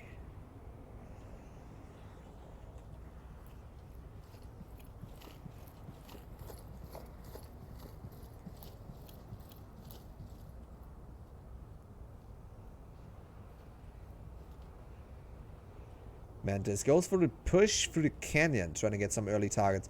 We have 3 people on the mountain. And William Dunn's taking out Mantis and punishing him for his little foolish trick that he did there. Uncle Sam on the next forward operating position.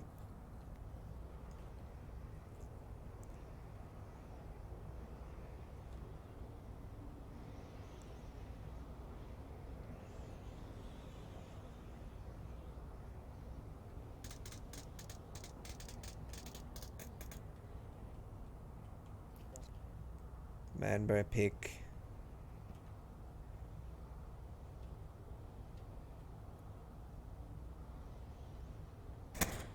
With Mike Crook. Uncle Sam taking out Lorena Scout.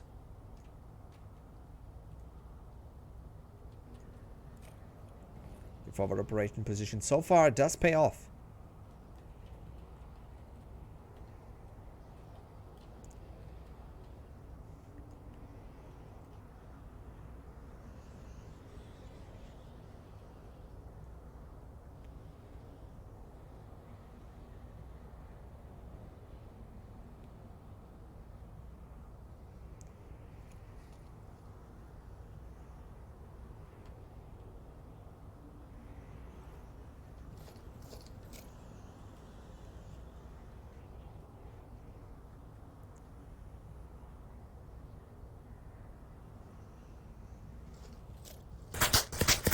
Sam under fire. One is above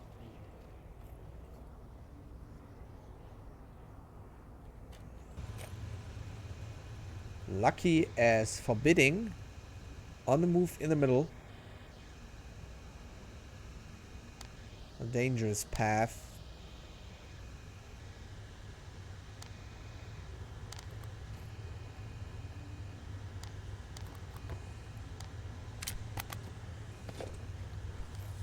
Interesting choice. He's dropping his LMG so he can take the M4 from his colleague. Okay.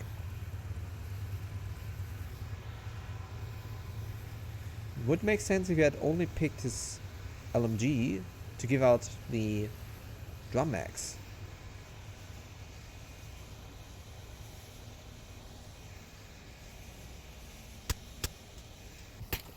Mike Crook trying to find his target.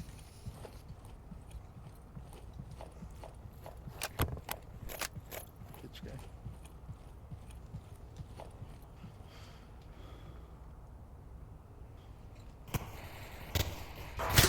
Loyalty under fire and giving out himself some bullets. Lucky as fictitious We're, fictitious Center Hotel. is doing some damage. A frag is armed. That is a Pop the grenade out of the. yeah, that is an odd grenade. Can you see Center Hotel?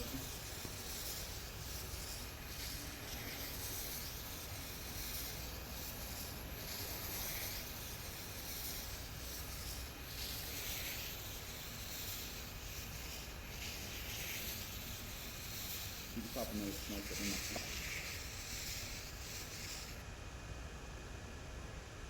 Oh, there's no hotel.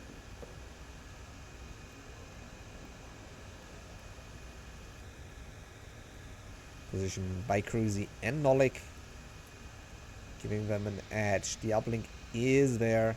They're getting closer and closer to it. Lucky as Flashlight is now running. Uncle Sam taking out Mike Crook. And there is a second one coming from the other side. It is William Dunce. Spoilty should see him. He's getting closer to the cap range.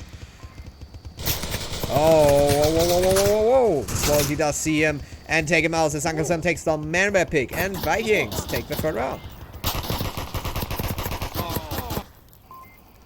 Funny, boys. Let's take a look. So, William Dance for 3 kills, Lorena Scout with 2, Mike Crook with 1. Nolik with 5, Uncle Sam with 5, Spoilty with 3, and Crozy with 2. So far, this does mark to be a rather easy clutch for Vikings. Not to be mean, not to be condescending, but so far it seems that Vikings have no big problem taking out the Roams. Although the Roamies got closer to the uplink.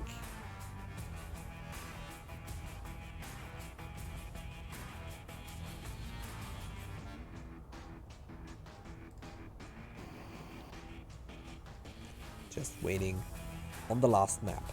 This time the round map, the scenario will change around. And yeah, just an interesting fact. This time Gladiator won't play. He played yesterday with the 5 Horsemen. And this time I think it's Man Bear Pig who's actually playing for him. So the captain is out, just watching his team anxiously playing this match. And maybe Rome even will win a match. They did take a match twice against Globocamp. So they're not completely out of the game. They still have a chance. This time they are defending, and maybe this is the keynote. This is just right for them. We're gonna see. And Vikings are taking off. Next round is going to happen in round 4. Check quick. Spawn. Quick spawn is happening. Quick spawn, for your information, is the scenario if you're spawning in the north and you have this uplink directly here in the south. making it the easiest and closest way to get to the uplink in any spawn scenario. William Dunn's already getting in the shooting One's going position. west of their spawn.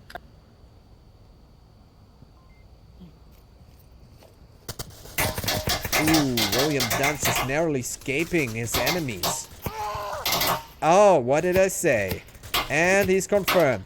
Manbepic taking down Nolik as Uncle Sam confirmed the kill on William Duns.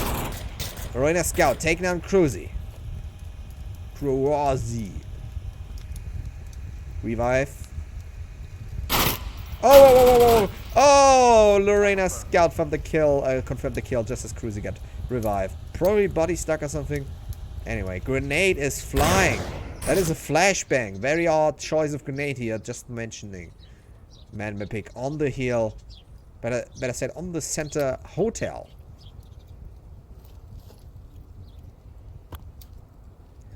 That is a good grenade. Oh, holy macaroni, just a little bit too far. Mantis. It does seem like the Vikings are held off with their push. They still have the spoilty in the far west. Still has to move. From here you can't see Manbepic. Spotty. Maybe you can go far west and go up. Another flashbang? And flash, you might be Russian. What is this choice of flashes?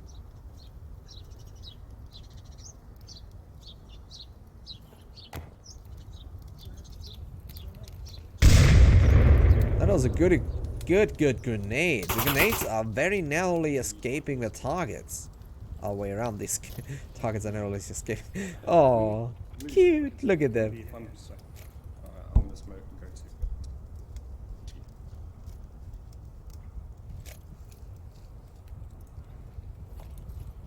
Gladiator rooting for his team to get a 4-2. Well, will you see this? We will see. Still open.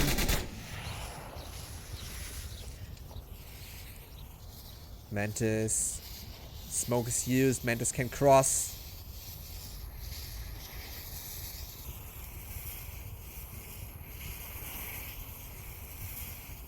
Uncle Sam confirm the corner. Oh, Mike Crook taking out Mantis. It seems that this round is going not as smoothly as the other ones.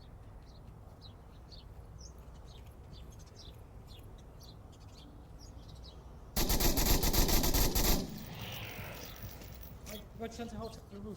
Don't leave it count. Oh, Mike Crook proving to be fatal again. Now it's only Uncle Sam, Spoilty only alive as Uncle Sam got taken out by the sniper boy. You might be right, Gladiator. Oh, Lorena Scout kills Spoilty and Rome wins their first round against the Vikings.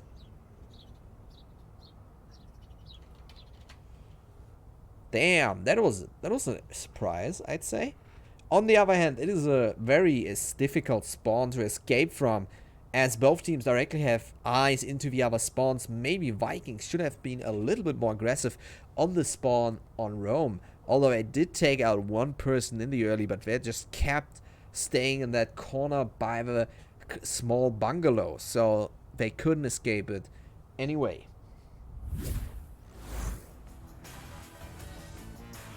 One point for Rome, boys.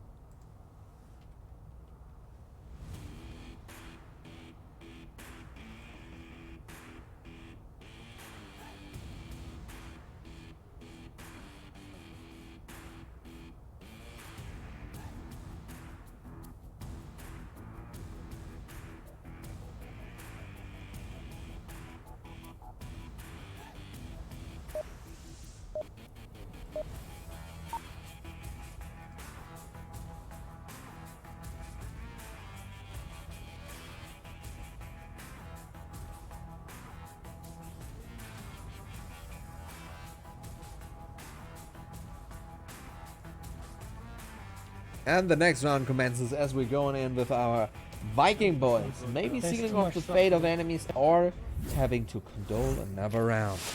As Gladiator is proclaiming 4-2 for Probably not quick. Rome. It is not a quick spawn. North spawn is commencing. Quick spawn can it happen in that scenario? I actually don't know.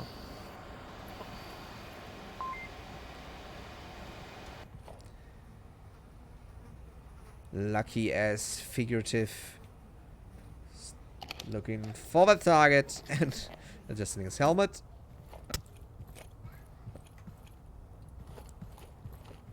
I don't see any of them. That is why everyone is sitting in their comfy spots. No one is peeking. Nolik even stretching. Oh man, he's just let me stretch a bit. Oh.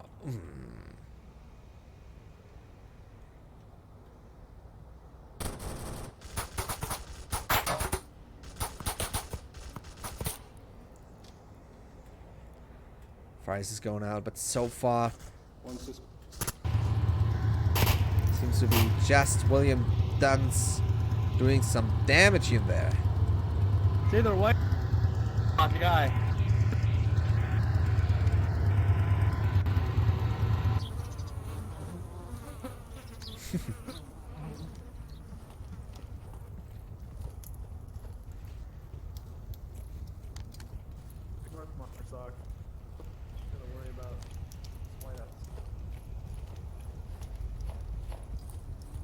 There's one dead. No, that's a tire. Yeah. It's a tire. Yeah, Lorena Scout mistaking his enemies for tires. Our way around. I'm mistaking my words for words.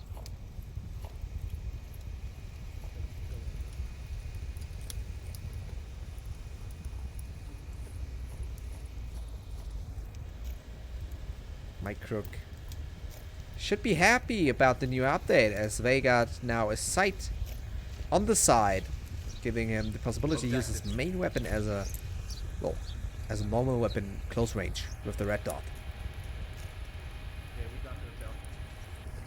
I'm actually pretty bad with the sniper.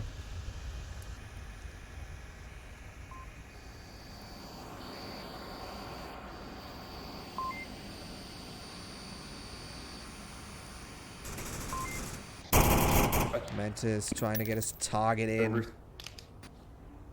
Spotted the companion on the roof. We have a split party, 3 going from the southwest and northwest there, and one coming from the northeast, east-west. Yes, sure. They're coming from the east-west, and the other one's coming from the southwest, south-north. Mike Cook taking Uncle Sam with the M39.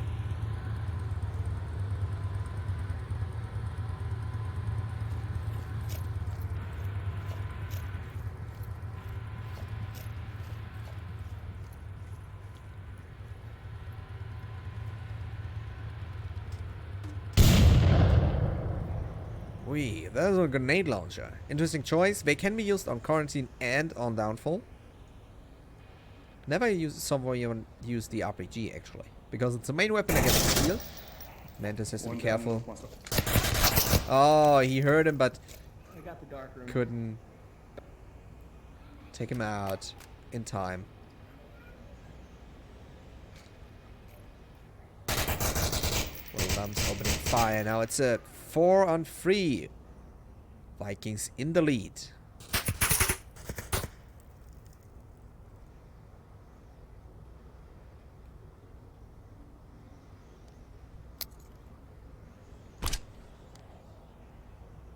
A frag is thrown. Interesting choice.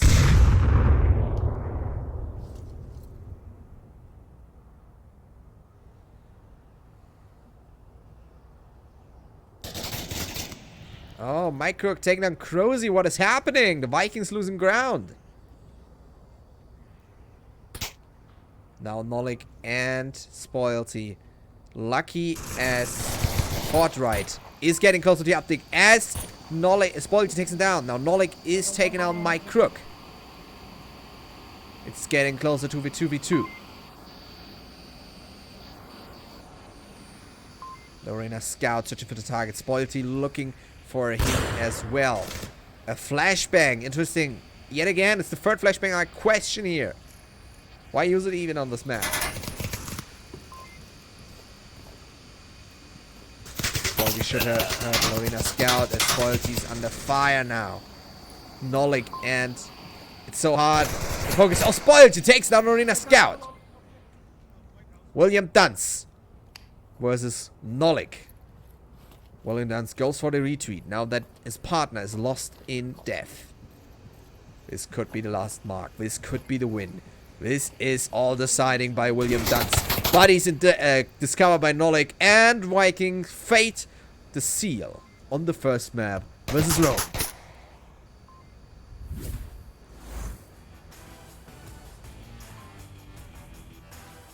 The 4th point. Now it's 4-1, not 4-2 as Gladiator was sexually very sexualizing comments did proclaim. Now it's only 4-1. Still, it is a point that I got taken. And now we're going to see is how is going to Rome decide the map fate. They did choose Downfall. Now, they want to use a map probably that they can use their ranged skills on it. Because close quarters, I believe Vikings will even be more devastating. Now, if they choose a map that is heavily in favor, or at least in unfavor for the Vikings, they should probably go for a map, let's say, well, Cargo. They probably would have been destroyed on Cargo. But maybe, let's see, Subway could be a choice. Really hard to say what to pick.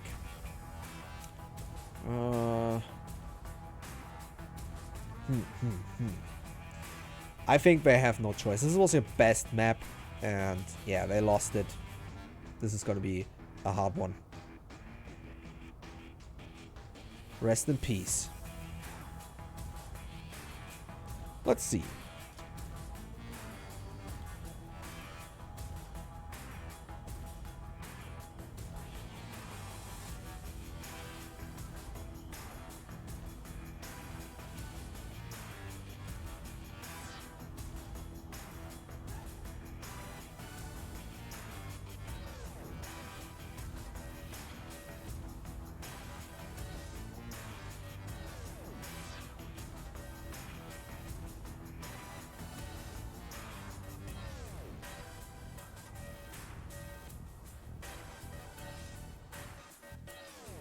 And the map is decided. It's going to be... Drum roll. It is Bazaar! What? Why is it Bazaar though? Okay, I'm just gonna... Let me see the stats. Let me see the stats for this one. So, Vikings. Best, at least most played map, and best map, almost, is Bazaar. 13 times played, 10 L levels, makes 77 win, and 66 in round wins. While Bazaar, on the other hand, for our friends, was 60% win rate, so 10 times played. It's the same number, actually. No, 3 times less, but still, well, they played it a lot of times. Hell, 55, 54, I mean, in round wins. Okay, it is a solid map. Oh, well, I'm curious. Surprise me, man. Surprise me.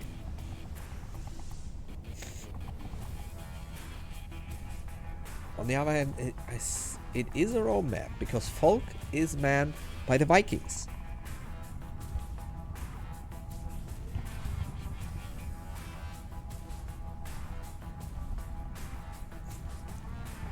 The hassle is real.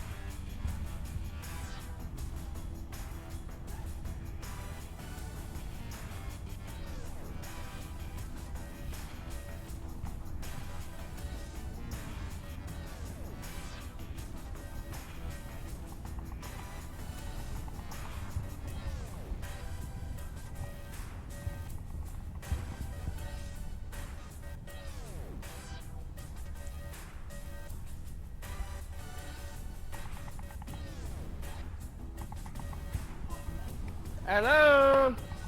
Hello. Hey, what's up? What the fuck? Hey, whoa, whoa, whoa, whoa, whoa, whoa, whoa. Stop yelling.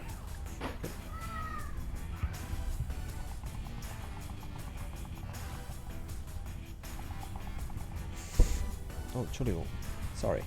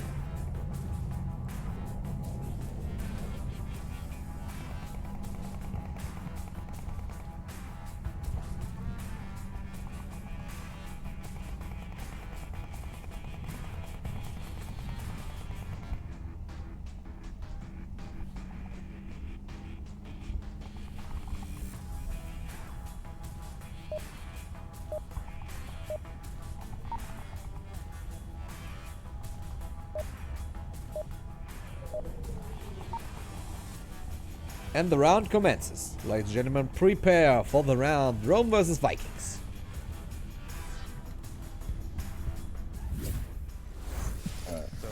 This time we're gonna watch our own boys. They are on the far west side, objective east market. That means they have a quick spawn scenario. Only a shot break across there. We're gonna see how they're gonna make it. They are already practicing their code, so they are going for the cab. Let's see if they can actually make it.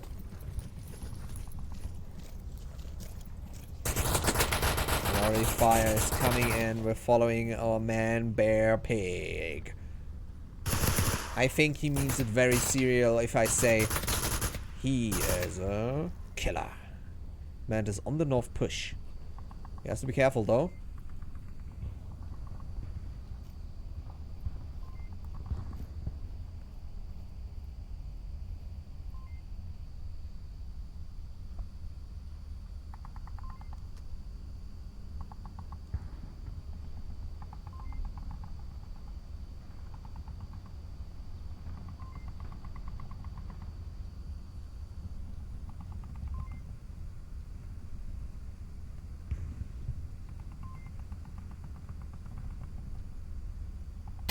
Mantis finds his target as a Lorena scout pushes up the north side.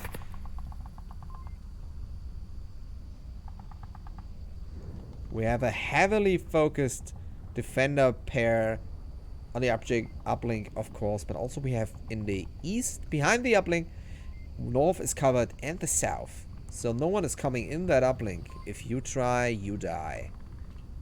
That rhymes. Patented. You do not get to see it.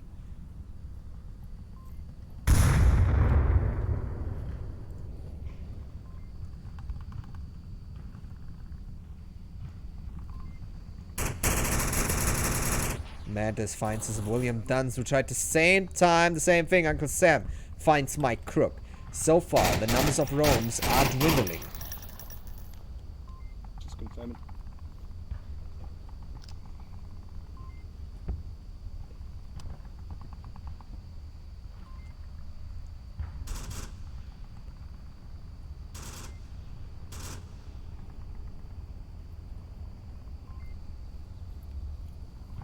Man, Bear, Pig, and Gladiator, the only ones alive.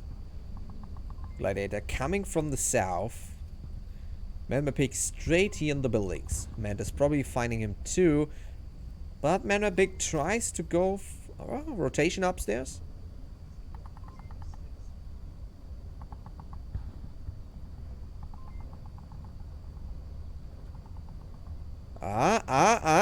And Mantis doesn't see him. Let's get into his perspective. He didn't see him from here.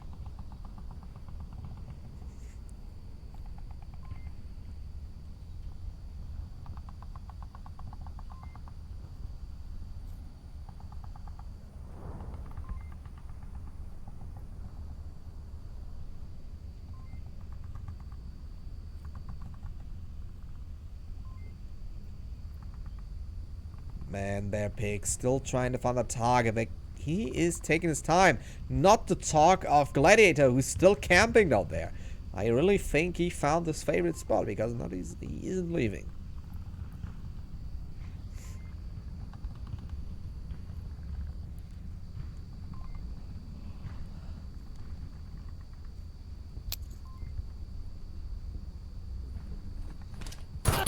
Oh, Mantis. He's the one who's good at flank. There's one or two left. Most likely one.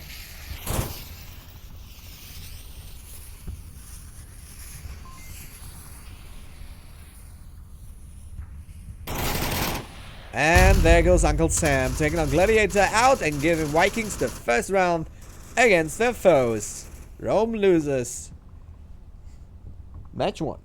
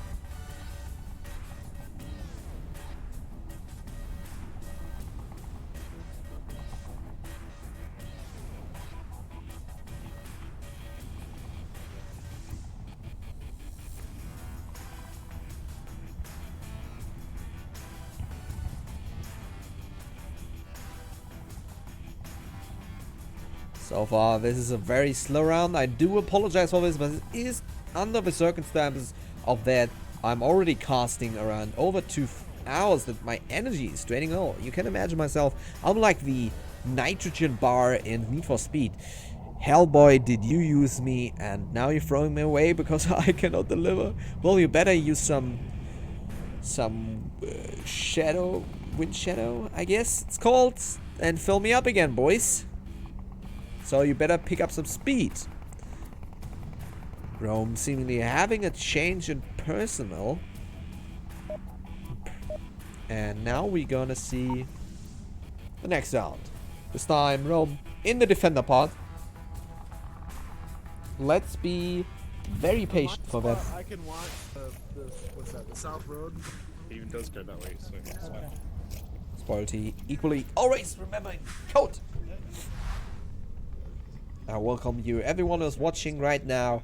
Little recap: Vikings playing against Rome in the second round in this round B Roman round. 2 matches, 2 maps are played in 1 match, and so far Vikings won 4-1 on downfall. Now it's Vikings against Rome on the second map, Bazaar. The objective: East Market. A very cornered objective in this map, practically normal.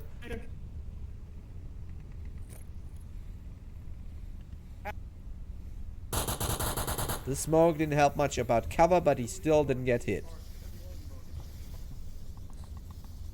Remember to hydrate yourself. This is a long evening, and I don't want you to dry out. I also accept Monster tonight, as I need energy, but I'm drinking water for you boys to keep you healthy.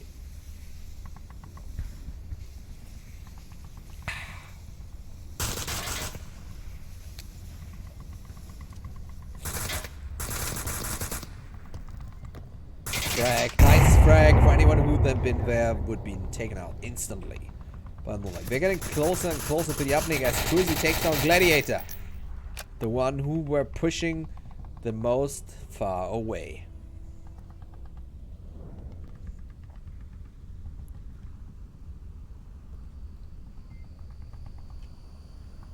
William Duns on the defense position. Lorena Scouts on the uplink. North covered by Manbepic, and in the far behind Mike Crook, the marksman.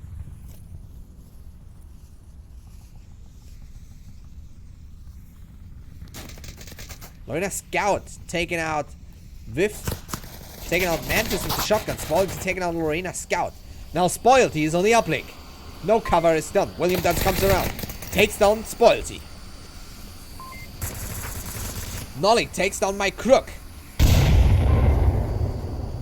Now 2 people against 3.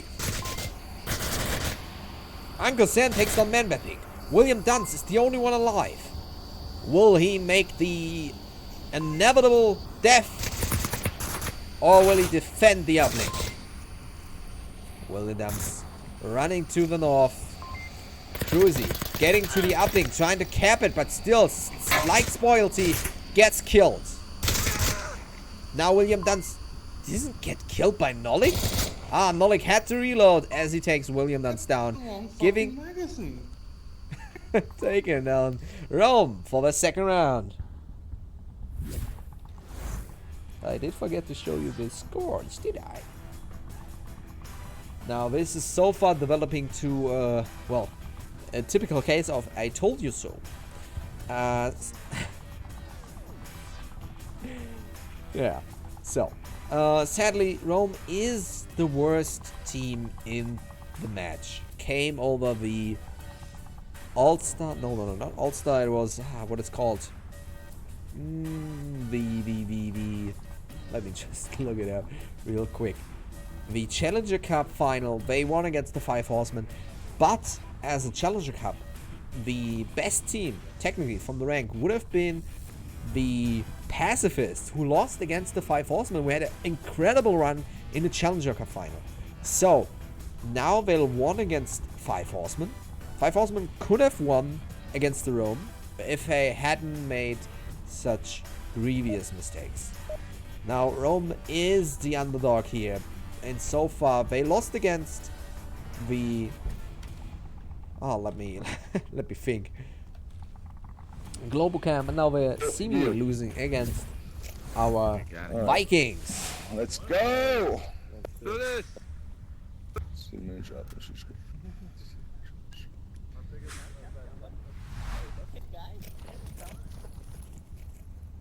like this makes me really look forward to Global sometimes.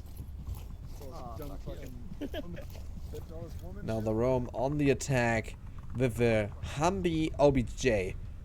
Cruzy already in position, only awaiting his enemies to follow up.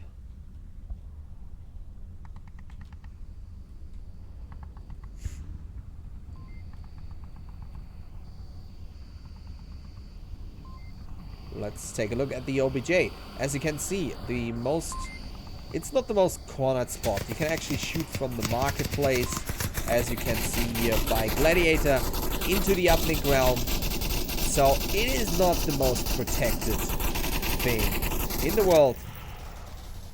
Cruzy trying to find target, firing a lot into the smoke.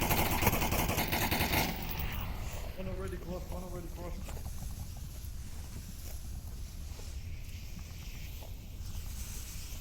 So, and Man-Bapping finds Nolik. Not pulling this out. East push failed. My crook on the west approach. Uncle Sam firing a lot. What you often see by the Vikings, which is a great move, is to fire and then move. Don't stay too long in the same window. Don't peek the same window twice. That is a major rule that you should definitely keep in mind when playing against other players, because they will obviously shoot there where you have been. Most, at least.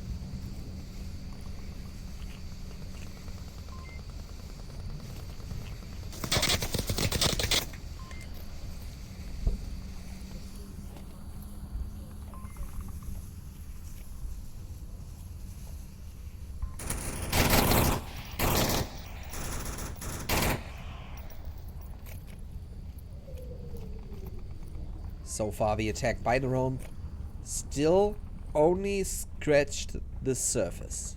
It made a dent, but still only the surface. And Mike Cruzy finds Mike Crook, ending the west approach. Ow. Whoa, the C4 takes down William Dunce. He's down on this gas. One of them is down. The C4 has an incredible range and damage. It is lethal, but you can't throw it very far. Therefore, it is almost unusable in a grenade fight, but you can use it as a grenade. Mantis taking on Marina Scout. Now 2 of the row members are alive. It is Gladiator Did we get both in the and east? East Man Bear Pig. Man Bear Pig takes his sweet time as Uncle Sam fight against Gladiator. One back and one east.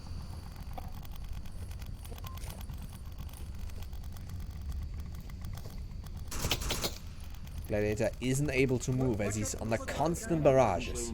One on the south, one on the north. Now what you often see is that callouts are evaded, but someone can't follow them. Just as Man Bear Pig can't follow the callouts of his colleague. Because he's in a yet a completely different position. Callouts making, callouts following is always it's two things. Both should be worked on constantly.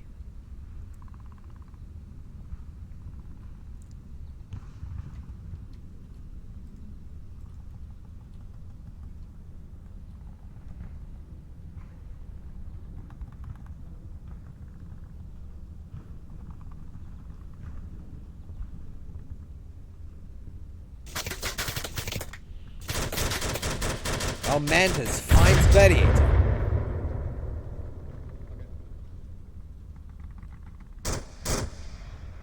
Man Bear Pig on the approach. He does see Man Bear Pig, but Mantis cannot react on it. And Man Bear Pig should definitely watch the map because callouts are now useless. On the other hand, his position is well known now that Mantis died.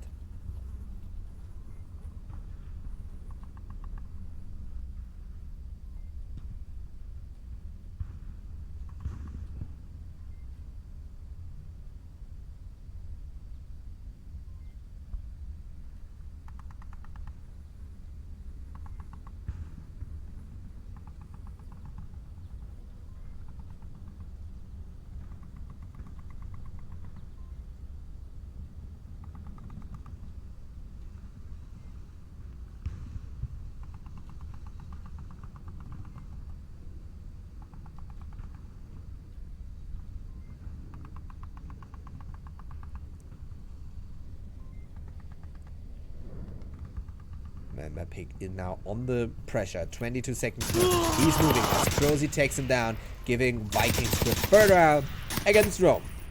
A close one this time. Let's take a look at the stats real quick. So, we have 2 on Man Bear Pig, William Dunce, and 1 on Lorena Scout. On the other side, we have 5 on Mantis, 3 on Uncle Crozy, and 3 on Uncle Sam, followed by 2 Spolity and Nolik.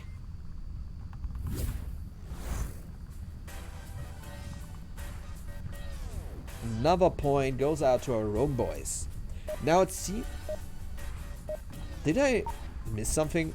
That is the fastest stat that we had all time. I think the Rome boys or the Vikings, I'm not quite sure, they are not keen on waiting. We could stay back here and shoot at that where the stairs come out to look at Gaia.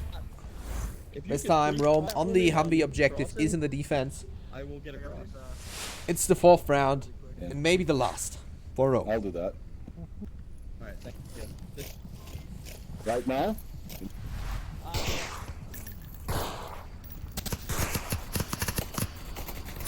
A lot of free fires going out. William Dunce on the fast push. This time the defense is turning into an offense. Nolik. It is Mantis watching the uplink. That's what I said about open uplink. That was a Molotov, but where did it get thrown? That was a... Okay. Another smoke is coming in. 2 at the same time. William Dunce is forward operating.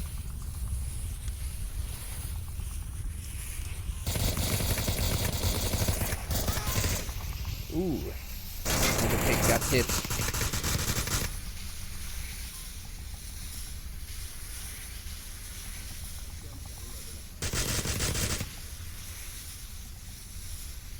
William Dunn's trying to find any more targets as Spoilty comes from the other side.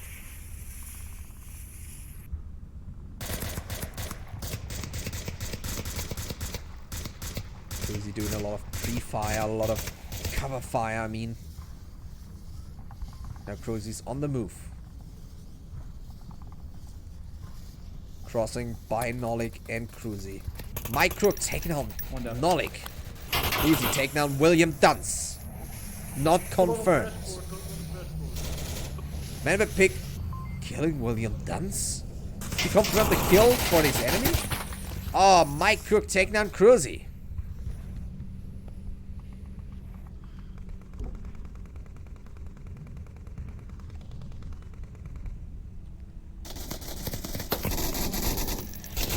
Quality having an idea where the enemy is. Mantis taking on Manbear Pig. Which way are we going up? Hot.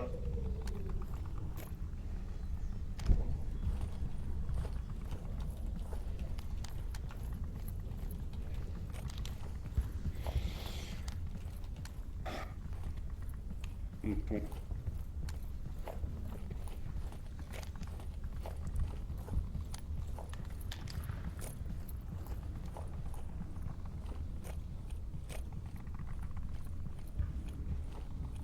Now Mantis is on the move. Okay, I'm gonna go far northeast outskirts.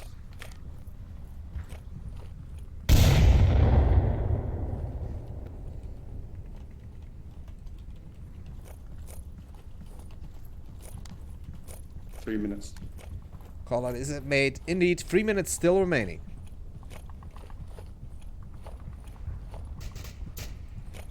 And now Mike Crook and Uncle Sam have the trade. But Mike Crook's still alive. Dwindling, tumbling down. It's 2.5 on 2 now.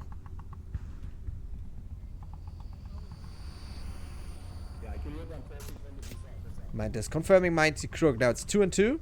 Mighty Crook. Mike Crook.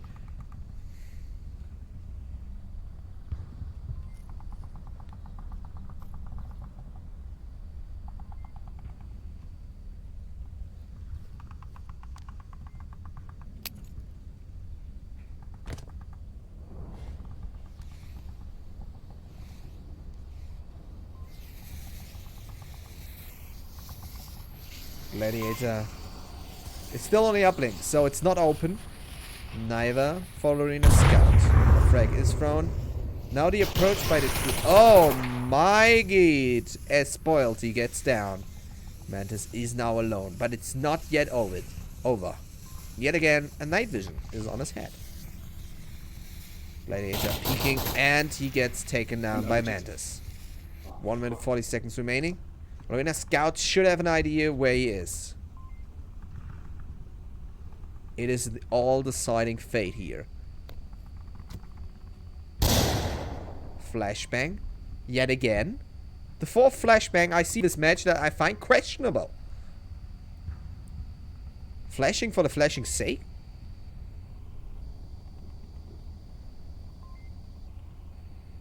Marina Scout peeking. Oh, and he finds Mantis giving Rome 1 round against the Vikings. Nicely done by Rome. Let's take a look at the skills here. Kill. 8 kills by Mantis. Nicely done. So far, the Romy boys seem to decide that they don't want to give up.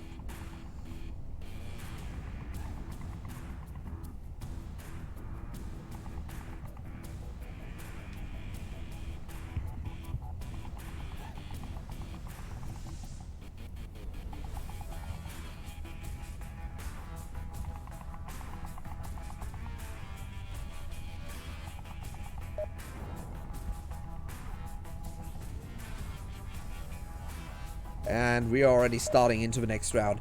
It seems that both teams want to finally end this. Finally find out who's gonna keep the sweet points, the sweet sugar of the Grande de Finale. Who is gonna go to the next week's event? Of course, it's decided not just between these two, but also between 4 teams. Actually. I'm Round good. 5. Yeah. Alright. Loyalty is our man to go. This time we have a west objective. Very outward operating defense here. No tucking in, no much of standardized approaches. No, all peeking, all trying to make the early peaks. Picks. The peaks. Pick me one more time, baby.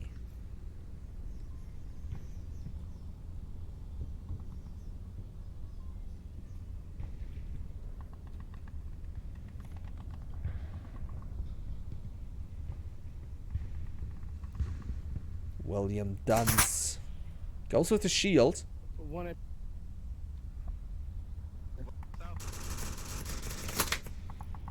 blue room. Blue room. Man is dropped. Nolik. The north approach is saved by 3 people. One is going main street. Where's the 5th man? Am I blind? I'm feeling only 4. Well, Gladiator did escape the map once before yesterday, so maybe he does again.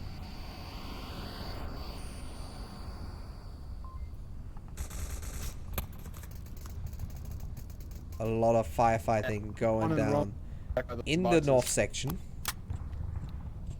Mike Crook is it this time that he's escaping the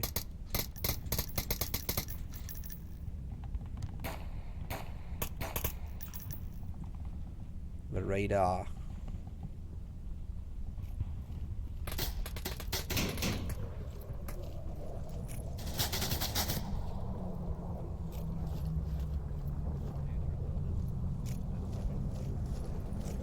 It's right in the corner. A little bit of air jump training, I see.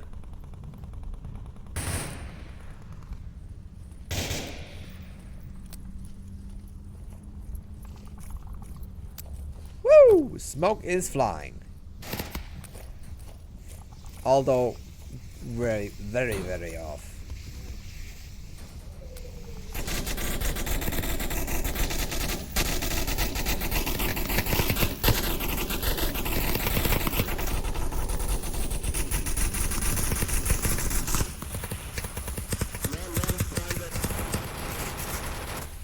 Fire is made. Uncle Sam and Lorena scout on each other's hills. Jersey and William Dunce. The shield is done for.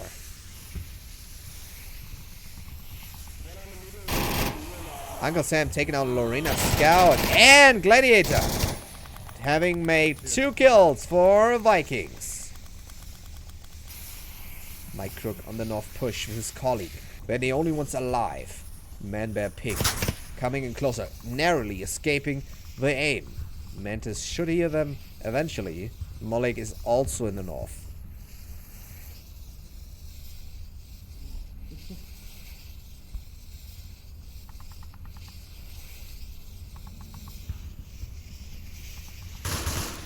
Ooh, Man Bear Pig taking down Nolik.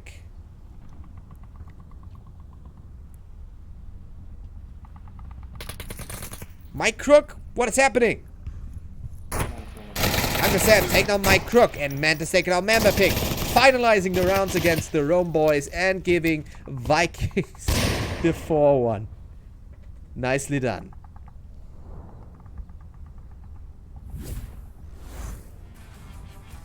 This confirms our series from Vikings and Rome. I wish you all had fun. I'm gonna send you to the credits and I hope we see each other in the next round. Who's gonna go down against, let's see. This is the wrong one, sorry. Global Cam versus Vikings, our final round at 21 UTC. We are late, we are very late.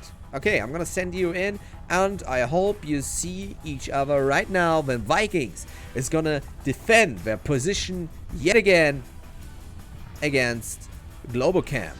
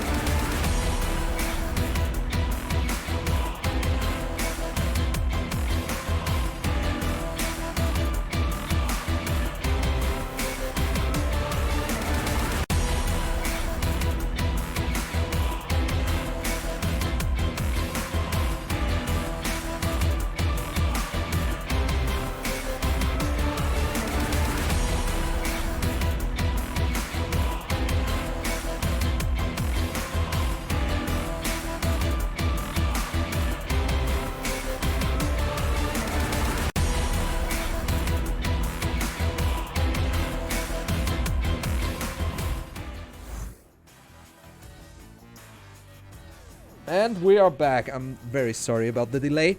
My name is, as always, Chatting Parrot, and with me this time, the gods sent us a present. Thank you, dear Onward gods.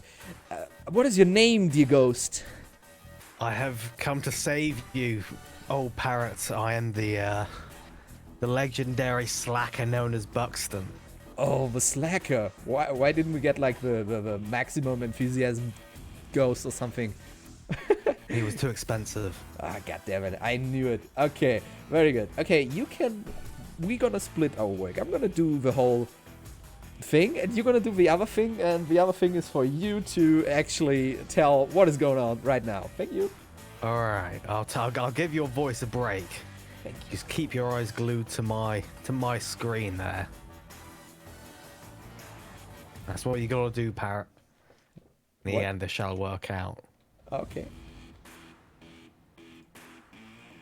There are some technical difficulties on the here, so I'm gonna hop in and just see what's going on. Oh, now they fixed it. It appears not. One moment. Okay, cool. I guess I have to do it. Well, the matchup for now is Vikings versus Global Cam. Yeah, we already about to set the lobby. That's why we have technical difficulties. And while our ghost, our present from the gods, are is on his thing, doing his thing. You know what ghosts do all the time, doing their things. I'm gonna talk about the bands real quick. As it seems, oh, you wanna tell them the bands? How nice. It appears there was some kind of issue on Globacam's end, but I believe it will be resolved pretty shortly. They may be just swapping someone out or something along those lines. So I should do the bands then. I don't want to know about technical difficulty. I want to know about the bands. The bands? The bands, yeah, the thing with the B and the A and the N and the S. Oh, the bands. Okay, yeah. Very good question. Alright, let's do some investigative casting here. Mm-hmm. Is he actually asking? I know. Fuck, what are you doing to me? Professionalism? Yeah. You know, they already told you the bands. You just have to look at the bands. Quarantine in the subway. That's very good. I could have told you that, or you could have Yes. looked right there in the channel. Right there in the channel. Was it in the channel? It wasn't in the channel all the time long. I can't believe you, Parrot. I can't believe what you've done to me. I didn't send you down to get the bands for me. I just wanted you to read it. Would you now please give us the bands as you have asked them personally? The bands, quarantine, and subway. That is so nice. What do you think about these bands as you have now such an insight in these bands? I think nothing but sadness and regret. Well, That's all I could feel. as you can see, we are... at least you did that. Very good. As you can see, we're all professionalism and maximum energy right here in this last matchup on VRML 2.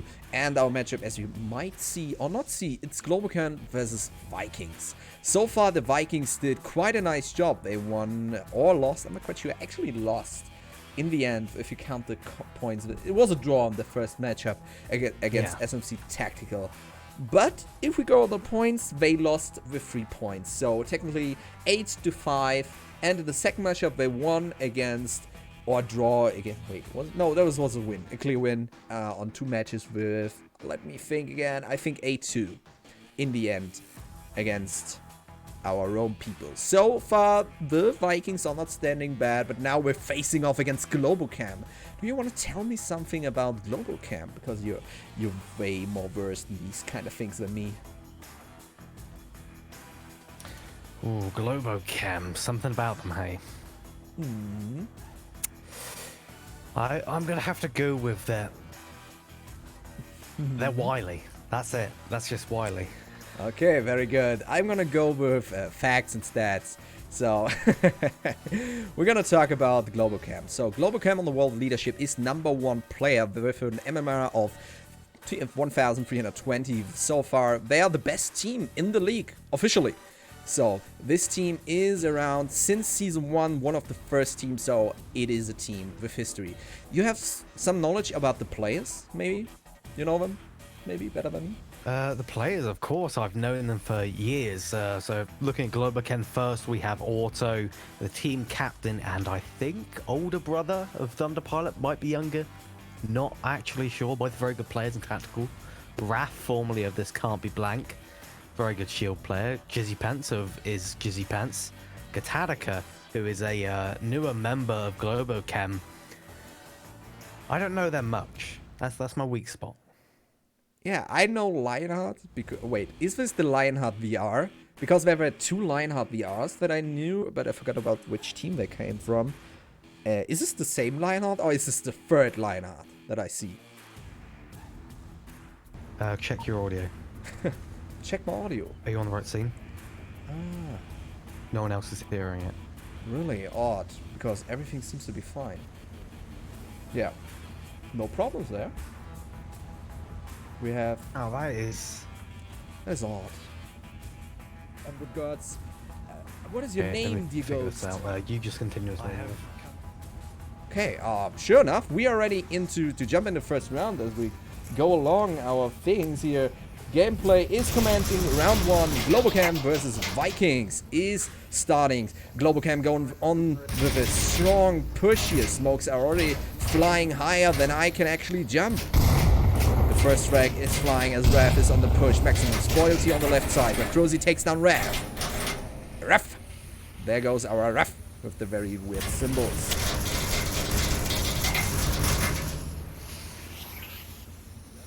So far, Thunder Pilot on the right. It is a mixture of smokes and players. Really hard to follow anything here. Vikings holding out steadily. Seen far their base defense is concentrated on the upper level.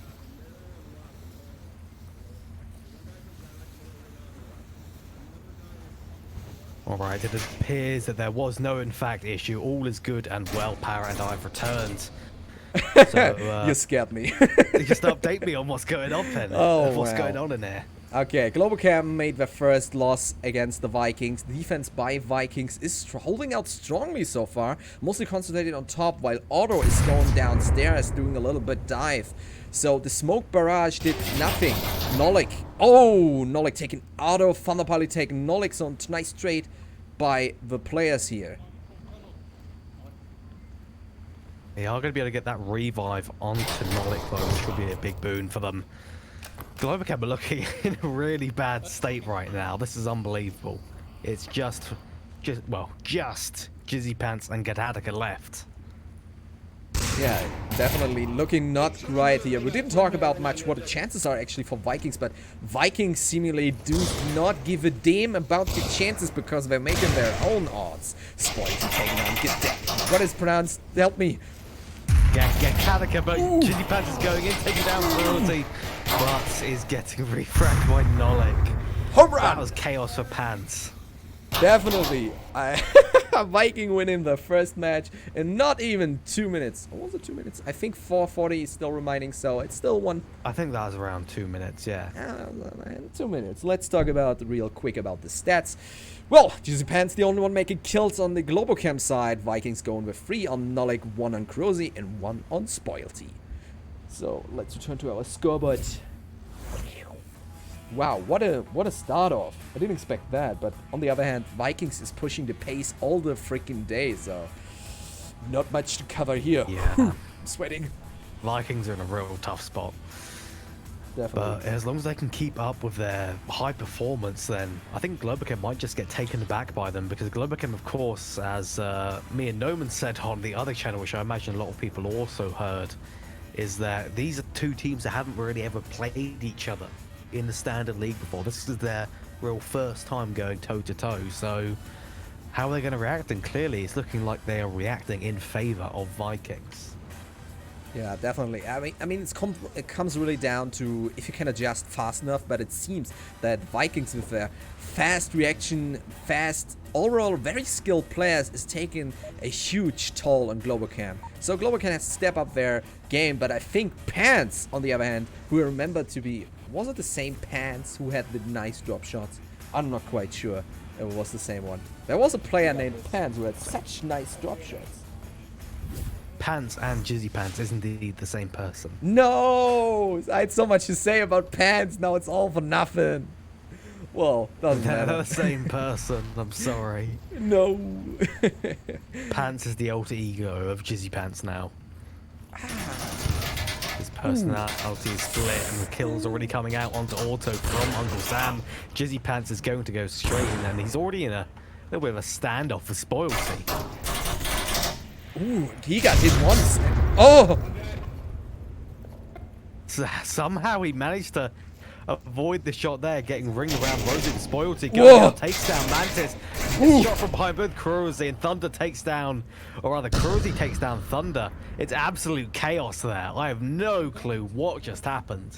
Well, we only know the outcome. 2 on 2 people, it's going down. Gattaca is upstairs, Nolik is downstairs. We have one upstairs being Raph, and the last one is Spoilty now, running around a bit. Let me get a Spoilty cam on here. It's Nolik. I got Spoilty cam. Spoilty.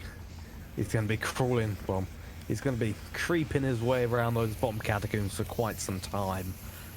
Did you just call them bomb catacombs? Is this a Yes. call out? I guess, but we are going to have a confrontation anyway between Raph and Nolik. Right next to each other. Up comes the stairs. He's out there. Raph has just heard him. There goes the exchange, and it's a trade between two of them. It's the 1v1 between Batman and Spoilty now. Not Batman, Gattaca. I don't know how I got Batman from Gattaca, but perhaps that will show in his potential heroism to save his team from this loss. Well, this round loss anyway.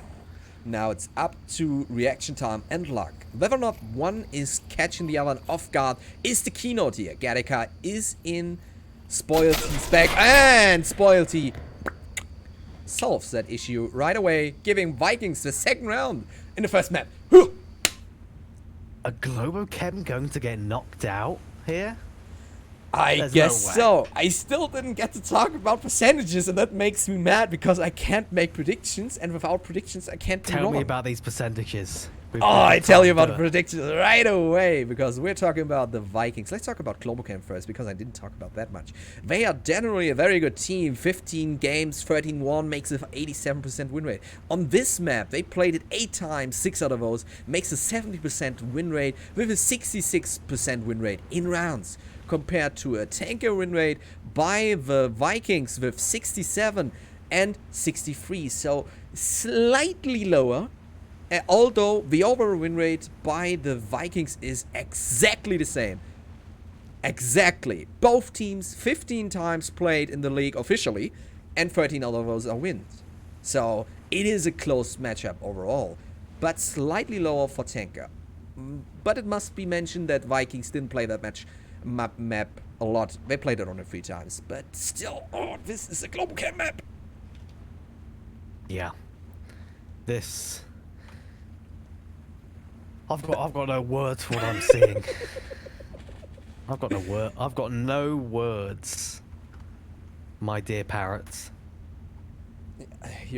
Why you're even here if you have no words? Why do I need to deliver the words? That does not make sense. My words are of higher value and lower quantity. Whoa, what? What? You want to say my words have less value? Just because I have more of them? Whoa, we're gonna talk about this later because the next round is already commencing. I am insulted. Focus on what's going on. Round 3. Oh, Raph is bringing it. He's bringing the shield. Yeah, how about you talk about it? Let me hear your commentary. Okay. Raph's got the shield. He's got the shield. Oh, He you very got the much shield. does. He's got it. He's going in. With Oh, Jizzy wow. Pants leading the charge anyway, though, which is quite surprising. And I suspect Jizzy is going to be the first one to die, probably from a long cross from Noel because they try and move in. It looks like they're going pretty aggressive overall. Kind of a You're not gonna death see a long cross from Vikings here. They never did that in the whole time they played this map. Never. So don't worry about that. You see, Vikings and me, we go a short history back, but that history is full of love. Sweet kisses. Spoiled. Yeah. So, it is indeed Wrath of the Shield. Oh, the Wrath of a Shield. That's a brilliant pun. The Wrath of a Shield. Ah, great. That's perfect. Wrath. What do you think You've VRML discovered a himself top tier one right here. That's high quality words. Indeed. Indeed. You should have seen me when we played Rome yesterday and today, as I had the cast, because one is called Lucky AF, and I made words up for F all the time. Lucky as fallacious, lucky as Fortnite, lucky as friendship, all the time. Every time I mention this name, I just put something in this F. So, it was a pun show. Haha. Why so slow suddenly? Looking back at Globachem, you're right. This is suddenly... This is ground to a halt. It looks like Raph is just doing the scouting, but they do not want to move forward an inch. They're just sticking in place, maybe trying to maybe pre-nade some spots, pre-fire, like we can definitely see from Raphael already. But Mantis ain't falling for any of it. We're definitely gonna stick something up my Parrot, and there comes the smokes. The smoke barrage. I always remember beginners when it comes to this sort of place. Beginners always waiting to a certain point and then give me the smokes. Absolutely, but if it looks like Jizzy Pants is going to be the main force leading in. Smokes are nicely covering him, but I fear Kurosi might spot him. Oh, Raph, grenade in. Oh! He takes down one, Pants goes down. Raph goes in. He's going to try and take down Kurosi. He's trying to knife him. Auto and Thunder both go down. Gattaca goes down. We're just left with Raph with the shield. Uncle Sam is trying to come in from the behind. He spotted him. The shots come out. Raph is trying to go for the knife kill. A team kill from Mantis. And Raph gets the knife kill to Mantis, and Vikings win to the 3-0. I am impressed. What just happened? I am impressed. That is normal stuff. What just happened? Yeah, every time this happens, you turn into a sort of, you know, double time rapper. Auto kills Vanderbilt, when the rough comes around, the cruising kills Mendes. This is how you do it. You mastered it perfectly. Buxton, teach me, Senpai. All it requires is high speed, low friction. No one needs to hear exactly what is coming. They can read words. No low value words allowed. Oh wait, no filler words? How supposed to no cast filler anything? words, they're out. Okay, no filler words. I guess people have to lay down my cast business. I am officially 99% short of vocabulary here. So, I still can't believe this is 3-0. Globo PM are down 3 points. Yeah, I'm telling you, it's the finals of the surprises. First the 5 horsemen, although rip in pieces, not against Rome. They managed to win all the rounds in Group A, and they could have. I'm still mad about this. They didn't take down Rome. I'm so mad about this. I want to cry. Why you failed me? They should have won this. They should have won this. Next time, ban downfall. Well then. Ban downfall. Ban downfall. Against Mike Crook, you don't have a chance. He's just too good. At least in gold level. You don't even know who Mike Crook is. Stop laughing! We've started up the 4th round. It might be the last round of this map. I don't know at this point. I've got no idea. Vikings are singing about donuts. I love donuts. Although I'll never get to eat them because they're too much sugar and that means too much calories. Keep an eye on your diet for high quality Onward games. With Onward and donuts. The two sins you want to have. C4. There's been a C4 planted by Thunder Pilot just next to Jizzy Pants, ready for anyone trying to come through that door. I wonder if that's going to catch Vikings out, maybe destroy a whole push. No, I think it's only gonna destroy Jizzy. But okay, keep believing. Possibly it's going to kill Jizzy as well, but that's the price we have to pay. Yeah, Jizzy. What is that push in the early on? What is that raft doing? That C4 totally blow proportions, if you know what I mean. And he just goes down. That was, I don't want to say stupid. That would sound mean, but it wasn't that good. I judge here. I'm the caster. I can judge.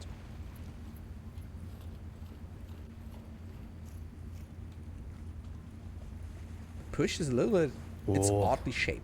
That is, I'm spooked. Nolik he's hightailing it under the kind of catacombs, as I called them. He's coming for the objective, slowly but surely. yeah, better slowly than never.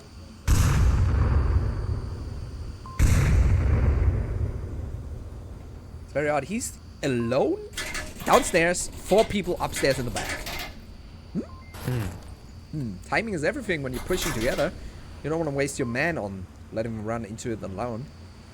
So Yeah, that would be that would be perfect. If he rushes in just as the rest of the team starts to apply pressure, then he could be the one to really make the kills or even get the cap. And is that a smoke being placed through the floor as a distraction? that is What is normal. this? That's so normal What is Viking this? move. You've never seen that before. This is a high-level tactic. That is normal. We even do that in throwing. Thunder Pilot is confused beyond belief. Noel's going to go down. Oh. Uncle Sam is going to take up Gattaca though. Smolty takes down Thunder Pilot. And it's just chaos on the side of Globocam. The smoke's working there. Absolute magic. Who's winning? And What we're is at happening? 2v3. I can't tell. Who Wait, is winning? Jizzy is pushing out At least it's through not the going to be smokes. a trade. Oh, another trade. Vikings are winning apparently. There we go. Okay, Vikings won. We can all go home.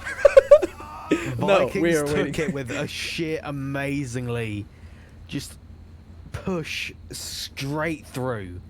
Smokes planted underground like some kind of spec ops team. That is How is normal. that Why you normal, not never Parrot? seen this before? I've never seen that before. That's That's normal. something No I've never smoke seen is before. blocked by walls, by roofs. You can put them everywhere. You can even, if you want to, you can go, if you have the uplink downstairs, a tanker, you just go in the middle, and then you just hold, someone holds 2 smokes, and just keeps the whole uplink smoked. All the time. That is such a basic strategy. Or it's not strategy, it's not basic, and I just gave out a very good strategy. You forget all about that I just said, okay? People, that's That was you an cannot have advanced that. That's tactic right mine. there, Vikings. Yeah, the smoke. Was through that the first or the second map? I've lost track. I That think is it was the first. I'm pretty sure. It's the first. Yeah. Very first. So first, I even am thirsty. And who's also thirsty is our sweat-soaking Onward equipment. That's why you need some of our best sponsors. We only have 2, but they are the best. And that is VR cover, giving you the best, easiest, and healthiest way to change your VR cover. And of course, you need sometimes equipment to get that aim going. Because when you're getting against Parrot, he's just 99% win rate and 1% skill. So you better get yourself a gun stock at VR. I forgot the name of the sponsor. No. VR cover. It's No, VR we had cover, that don't one. We had worry. that one. That was the first one. What's the second one? VR cover and ProTube are ProTube. magnificent sponsors. Yes. Even at the damage of Parrot's words. Yeah, but wait. It's not damage. It's helpful. If I call out, yes.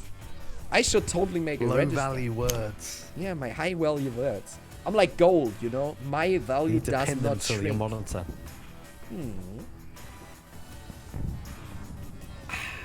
Drinking enough, Buxton?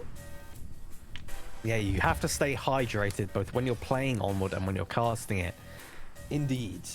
That's why you all have water nearby. No energy We really drinks. need to have a sponsor with a water bottle, just so I could actually take that somewhere. You could That just was, add a I sponsor. I could have made named a water. segue out there. Yeah, make a segue about water. Simple water. You don't need to name brand. I'll start repping my own brand of water, Buxton Water, I would which buy is that. perhaps Can I already have taken. banana taste? I love bananas. Banana taste. Yes, banana water. But not too much And sugar. only the fake banana. Wait, Is there? What is fake banana? We'll get back to that. Oh, The second map. what? Have we introduced the second map yet? I want to talk about bananas. Sure, we can talk about Suburbia. Wait. Yeah, the second map is Suburbia, but what? I would ask myself, does this global cam now have a chance or not? So, what do you say? I could, of course, cite the stats on that one, but you could also just give me some insight. Come on, you're the oldest active caster. Give me something.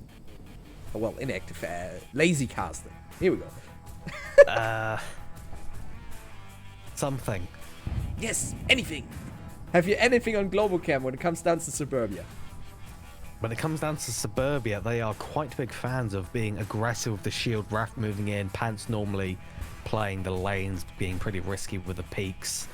And normally they just have kind of a standard defense and offense for the other remaining 3 people. It's just the Raph and the Pants. They typically like to move through the middle, play lanes, be very dangerous about things. That sounds very interesting, but does it help against the Vikings? That is a question, because I don't actually know how the Vikings play on this map. I know so much about them, but this one... Wait. So we're gonna see. I guess I have to cite the stats here again. We're lazy. Boys. Stuff it up. We just have to cite the stats right here. So, what is Suburbia actually going to do? We're going to look at GlobalCam right away. So, GlobalCam, our top tier team on Suburbia. Suburbia, one of the oldest maps, should be one of their favorites, I suppose, but it isn't. 3 times played, 2 times won, 67%, 60% in rounds. Compared to current Suburbia, 6 times played, 6 times won, 100% and 80% in rounds. So, technically, Vikings is the leading charge here. But if it's for real, we're gonna look at GlobalCam right away as the attack goes on. And we change the gameplay, give you round 1. And you're on Buxton. I said enough. My quantity is too high. The quantity is through the roof, my good Parrot friend. I think I got lost somewhere around 9 times 2. But here we are seeing that very quick center rush from Raph, and of course Pants as well. Shots already exchanged. Mantis peeking his head, throwing a nade over. Raph is going to do the same and get taken down, punished. There goes Raph. We're just left with Pants in the center, and the rest of Globo is just doing their thing.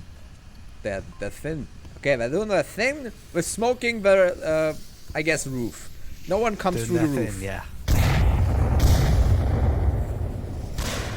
There comes the push by Thunder Pilot going over lane 1, but there's no back.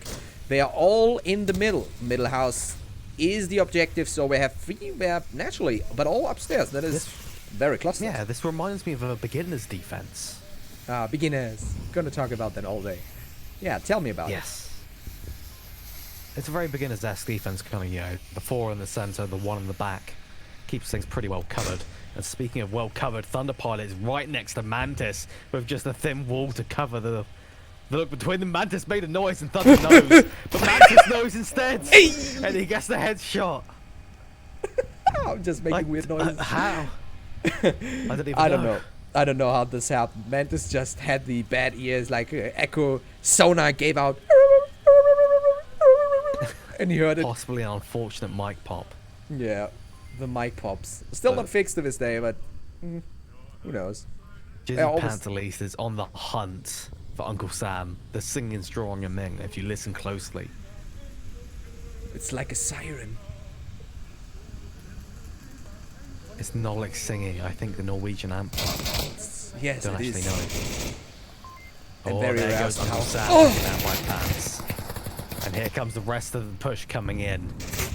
Pants going to be going straight upstairs and going straight down. Gattaca takes Mantis at the same time though, and Auto going down. This is chaos. This is okay. It's just Gattaca left. Yeah, this was the cover by Crozy was just too crucial in that moment, taking out We 2 had alone. first person in Gattaca. We could see the absolute fear he's going to be enduring. He's being chastised about house rules, about shooting. Oh, everyone is watching Gattaca now. No pressure whatsoever. But if you fail, you're the failure of the team, my friend. So you better perform right. And he is throwing smoke. I give it, well, a 2 out of 10. We gotta judge him, Buxton. Judge him. Where'd that smoke go? That was a good smoke, actually. I can't really judge that. That was a good one. You can, even Right if on you top say of the it's tank. good, it was judged. Judge doesn't mean bad thing. You can That's judge true. him good. Just go and judge him. Judging Judge has him off. negative connotations. Yeah. I will judge Gattaca in the way that he has plenty of time left and he's making a pretty good maneuver along the lane 3 area here. If he's lucky, once the smoke clears, he would be able to pop Kurozi's head from the kind of sandbags position where he is now.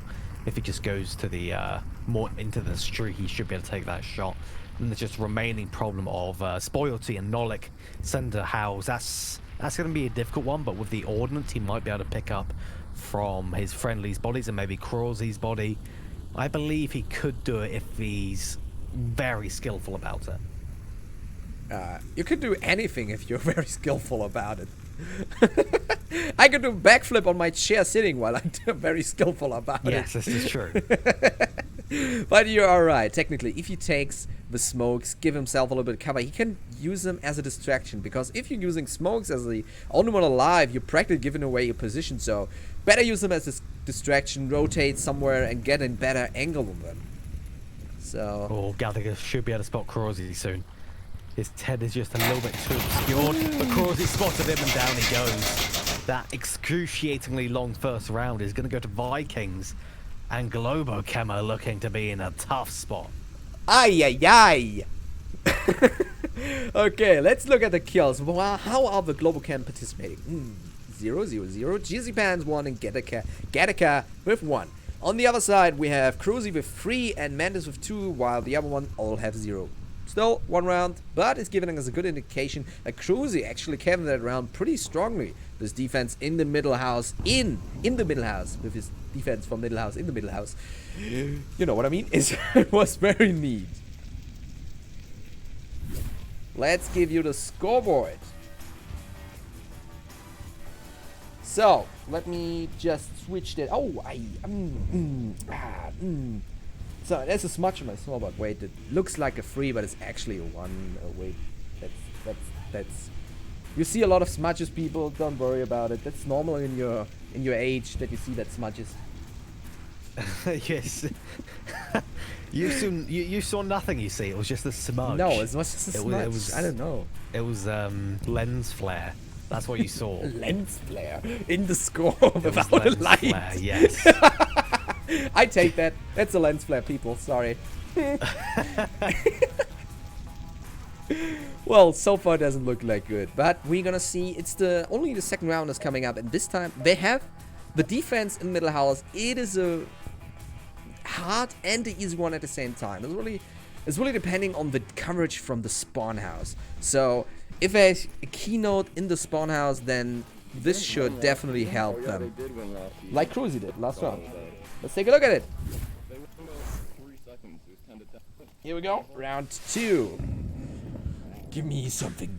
On that friggin' building where they went. Okay, here we are. I have a feeling the Globochem's rollout is going to be an aggressive one. We are I don't know getting where you shots get that from idea lane 1. Nolik takes down Raph. This is chaos. Again, it ensues. These two teams. I would really put it on the long stress of playing all day. This is a true endurance test for every team. Oh, that grenade! Very nice. So far, even as the defense. I mean, what? The first kill by the death by Rav was question. Why would you run into lane 1 like that? It's the one of, Sometimes be just worth it occasionally. There goes Jizzy, but an instant refrag from Gattaca does take him down. There is now only 2 people left on Globochem, and they're all held up inside that house. There's not even revives possible for them anymore after Kurozi confirmed Thunder. Globochem are in a dire spot. Indeed. I have the feeling they're not playing truly to their potential today. I think they're just exhausted. They want to get over this. They picked map that maybe was a little bit smaller, so they don't have to play, I don't know, Downfall or something. So they could definitely do better. Vikings does seem a little bit sketched out though. They are starting to reposition into like a full assault formation, if you will. Although Auto is going to be keeping a close eye on where Kurozi is. But thankfully, Cruzy does realise this, and he's going to be able to sneak on by the powers of smoke, although he was spotted. Oh, Doesn't matter. Headshot anyway. nicely done. One remaining on Globo. I'll leave this up to you, Parrot. Oh no. Okay, Gattaca is only one aliving. His pressure is alive. The pressure is high. He must make sure that no one is. Oh, forget what I was about to say. I guess Vikings won. 2-0. Vikings took it. You could hear him at the end there. I just wanted the glory. Absolute glory seeker here. Yeah, I think they're really the cloud seeker. There's they're just here for the cloud, you know what I mean? They're not here for the money, for the win prize. They're here for the cloud. Damn, always the tension seekers. I hate him. Yeah. Scoreboard. Let's talk about scoreboard. There is now a number that is additional to the other number. Done with the scoreboard. That was one. So, So but currently, Globochem's down 2. yes. So the same pattern we saw on previous map. We have now a red car objective in the northeast, which would be a pretty difficult one for Globochem to take. So I think Vikings might be able to roll away with it. Yeah, This that's is just an definitely. unlucky objective for Globochem, I think. Yeah, it's one of the most difficult objectives on this map because most of the defensive position that you can take, especially from the porches and behind the black car on the right side, all can see the uplink. There's no dark spot when you position yourself somewhat in line of sight. So this is very difficult to take. You can either try maybe to push directly through the middle with a smoke and a shield movement and try to do a quick cap. But mostly it comes down to finding the lucky angle on certain defense spots so you can open a way into the defense. Maybe get behind the enemy. So it's a very difficult spot. We're going to see if maybe Globochem, if I can, what is called? Open the nut? Crack the nut? Crack the nut. Yeah, not crack it. Take it back. And the spot What? at lane 2 across the street. To take it on back. the side of the Ah, no, crack the nut is better. I like to crack the nut. I've never heard of crack the nut. That might be a Noman thing again. Like, No, I remember I you two invented that mentioned just something on the about spot. phrases. It's Oh, a you nut. invented it just on the spot. All right, Yes. this is fair then. Yeah, it is a nut. The red car is the nut and you have to crack it. Indeed. But here we are. The Cracking red car nuts. objective, Globochem, is they're doing their rollout, and it looks like they might try and go straight for it. This is quite aggressive. Indeed. The spawn cover from Vikings felt a little bit like half-hearted. Pre-fire a little bit, try to get one down, but ooh, that grenade! That was a good one. That was a beauty. Sadly, no confirmed That kill. was real nice. Yeah, I think it's due to 1.6 that they didn't get a kill on that one. Yeah. It's so nerfed in 1.6. Luckily, I buffed it. I think I buffed it a bit in 1.7, something around that. Possibly. Or Panther's going to be going in, throwing a nade pretty long. Oh! Reckon Uncle Sam, it does, and Spoilty takes himself and Jizzy Pants down. That's a double kill for Jizzy, technically, because Spoilty suicide C4. Indeed. That's wild. Yeah, the grenade by Jizzy was just very good. Spoilty did a little bit of a boo-boo, but we'll see. Both are still in cover, so they can be revived. And I see Mantis does it. Uncle Sam is going to be revived real quick as what? Ah, revive. I was worried. Yes. It's okay. Whew, we calm down. Another smoke. We're definitely More trying to get in C4. for the middle. Oh, Spoilty confirmed that's going to be good for Globochem. Their comeback is definitely starting up a little bit here. But it is still 5 versus 4. That's not exactly a major disadvantage after the revives. Definitely not. And I see we have a right push by Rav. Nolik takes him down but gets hit a bit. Now Nolik goes for the push, takes another one down. Auto is done for. But Thunderpilot repays him with a much tasty bullet load. Now it's just the 2 Globochems on the west and the 1 on the east. Vikings is covering this in the exact same way, and never mind. There goes Jizzy Pants taken down by Mantis. Now it's only Globochem on the west.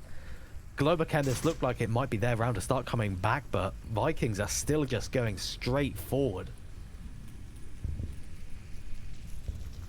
We only have to now have to make use of the smokes.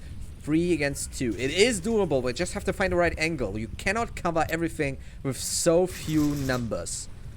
And it seems like Thunderpilot is going with a distraction in the far right side from the spawn. So east, technically. Oh wait, west. East, west, north, south.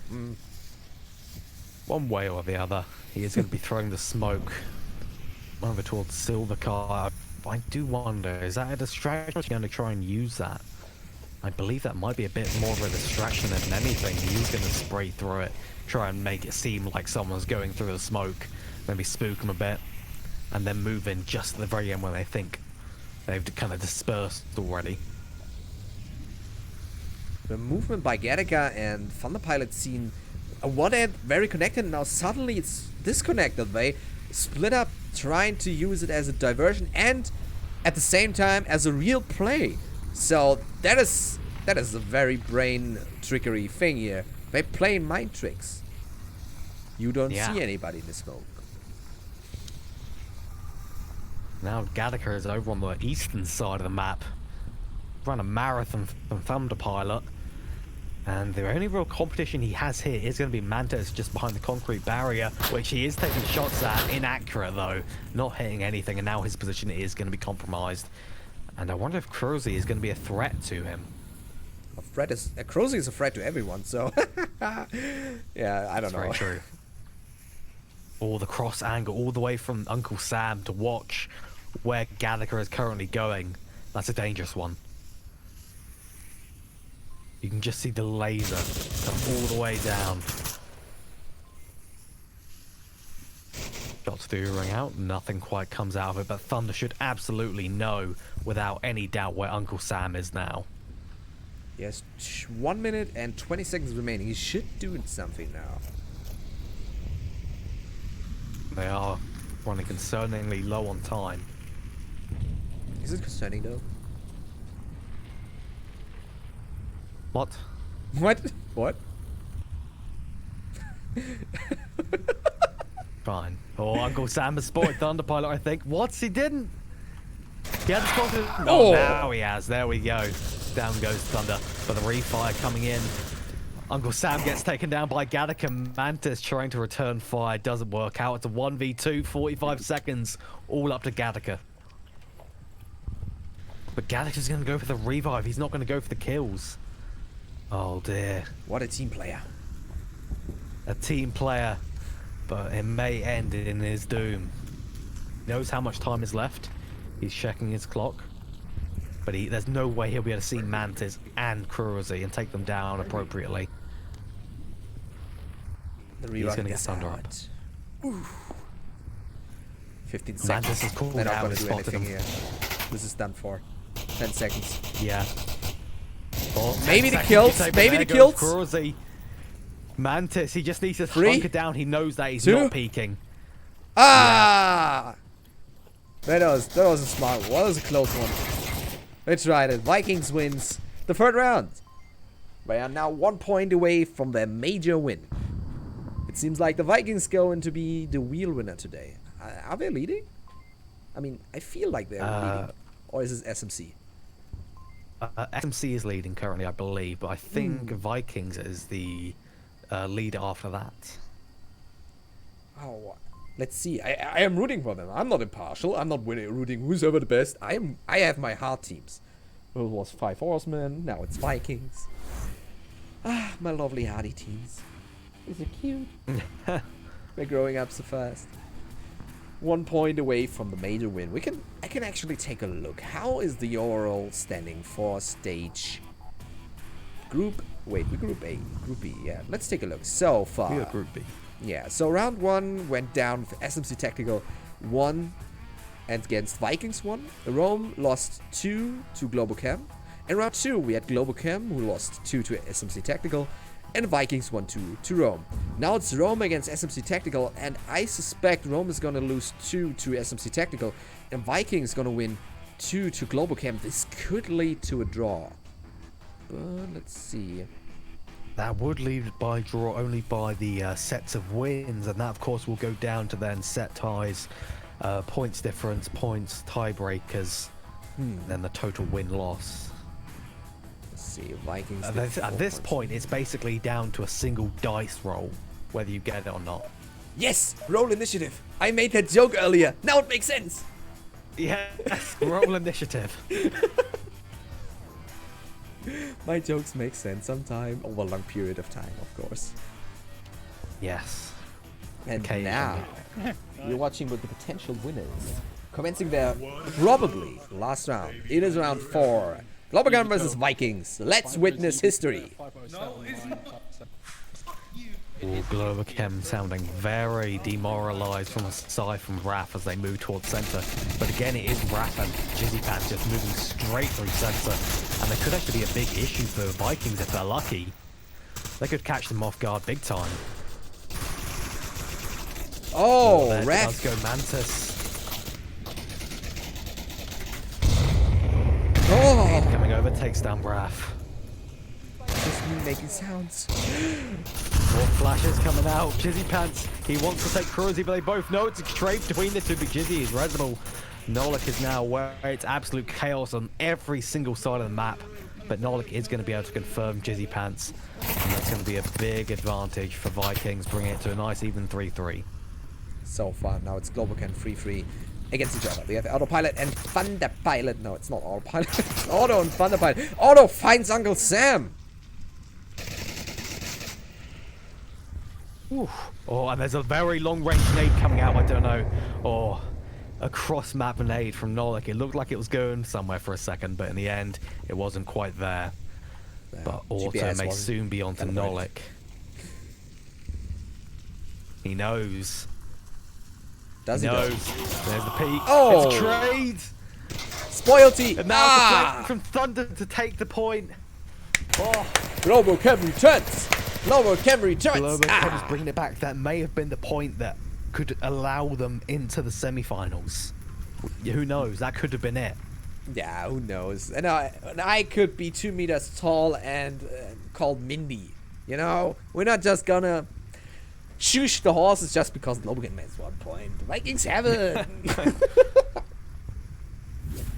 Shoosh the horses. Shush. Sorry, I'm still very shaken about the horses. I'm never gonna retrieve from that one. I'm not gonna ever get better. Ugh. We'll never recover. Never recover. That was the word. Thank you. Damn, it's hard to be a foreigner, man.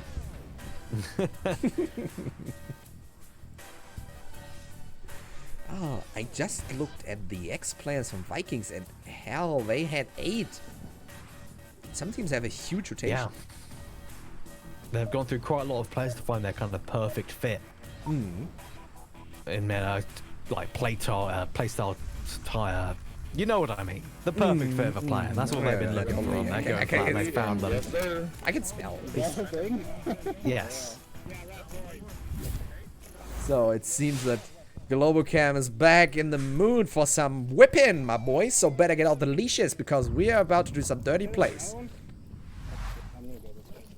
Very, very dirty indeed. Now it is pre-fire. From Auto and Gattaca, not really going to do much, but it will kind of spook Nolik at least a little bit. Forcing to throw a nade over, and it's not going to have much effect. Well, Raph Think will throw a again, nade my boy. directly at Nolik, and that will take effect. He's going to get revived, though. All in all, no consequences. Except minus a syringe. No consequence.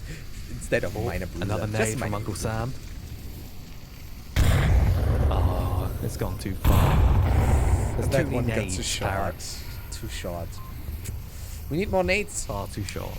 I'd say nades down to 1 point and give 2 to each. It should be more fun.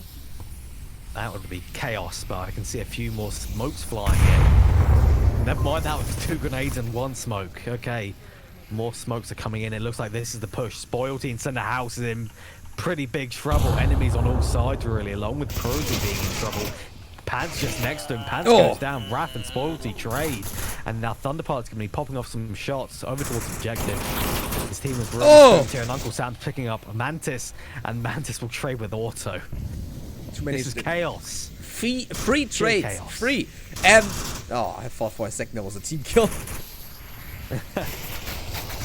Oh, Thunder will get taken down by Sporty, and it's just one member of Globachem left against 4 others. Uncle Sam goes down, but the refrag from Nolik comes in, and Vikings take the map. Extra, And thus, extra! Vikings wins they the take it series! all. Extra, extra! You heard it here first! Vikings wins the series!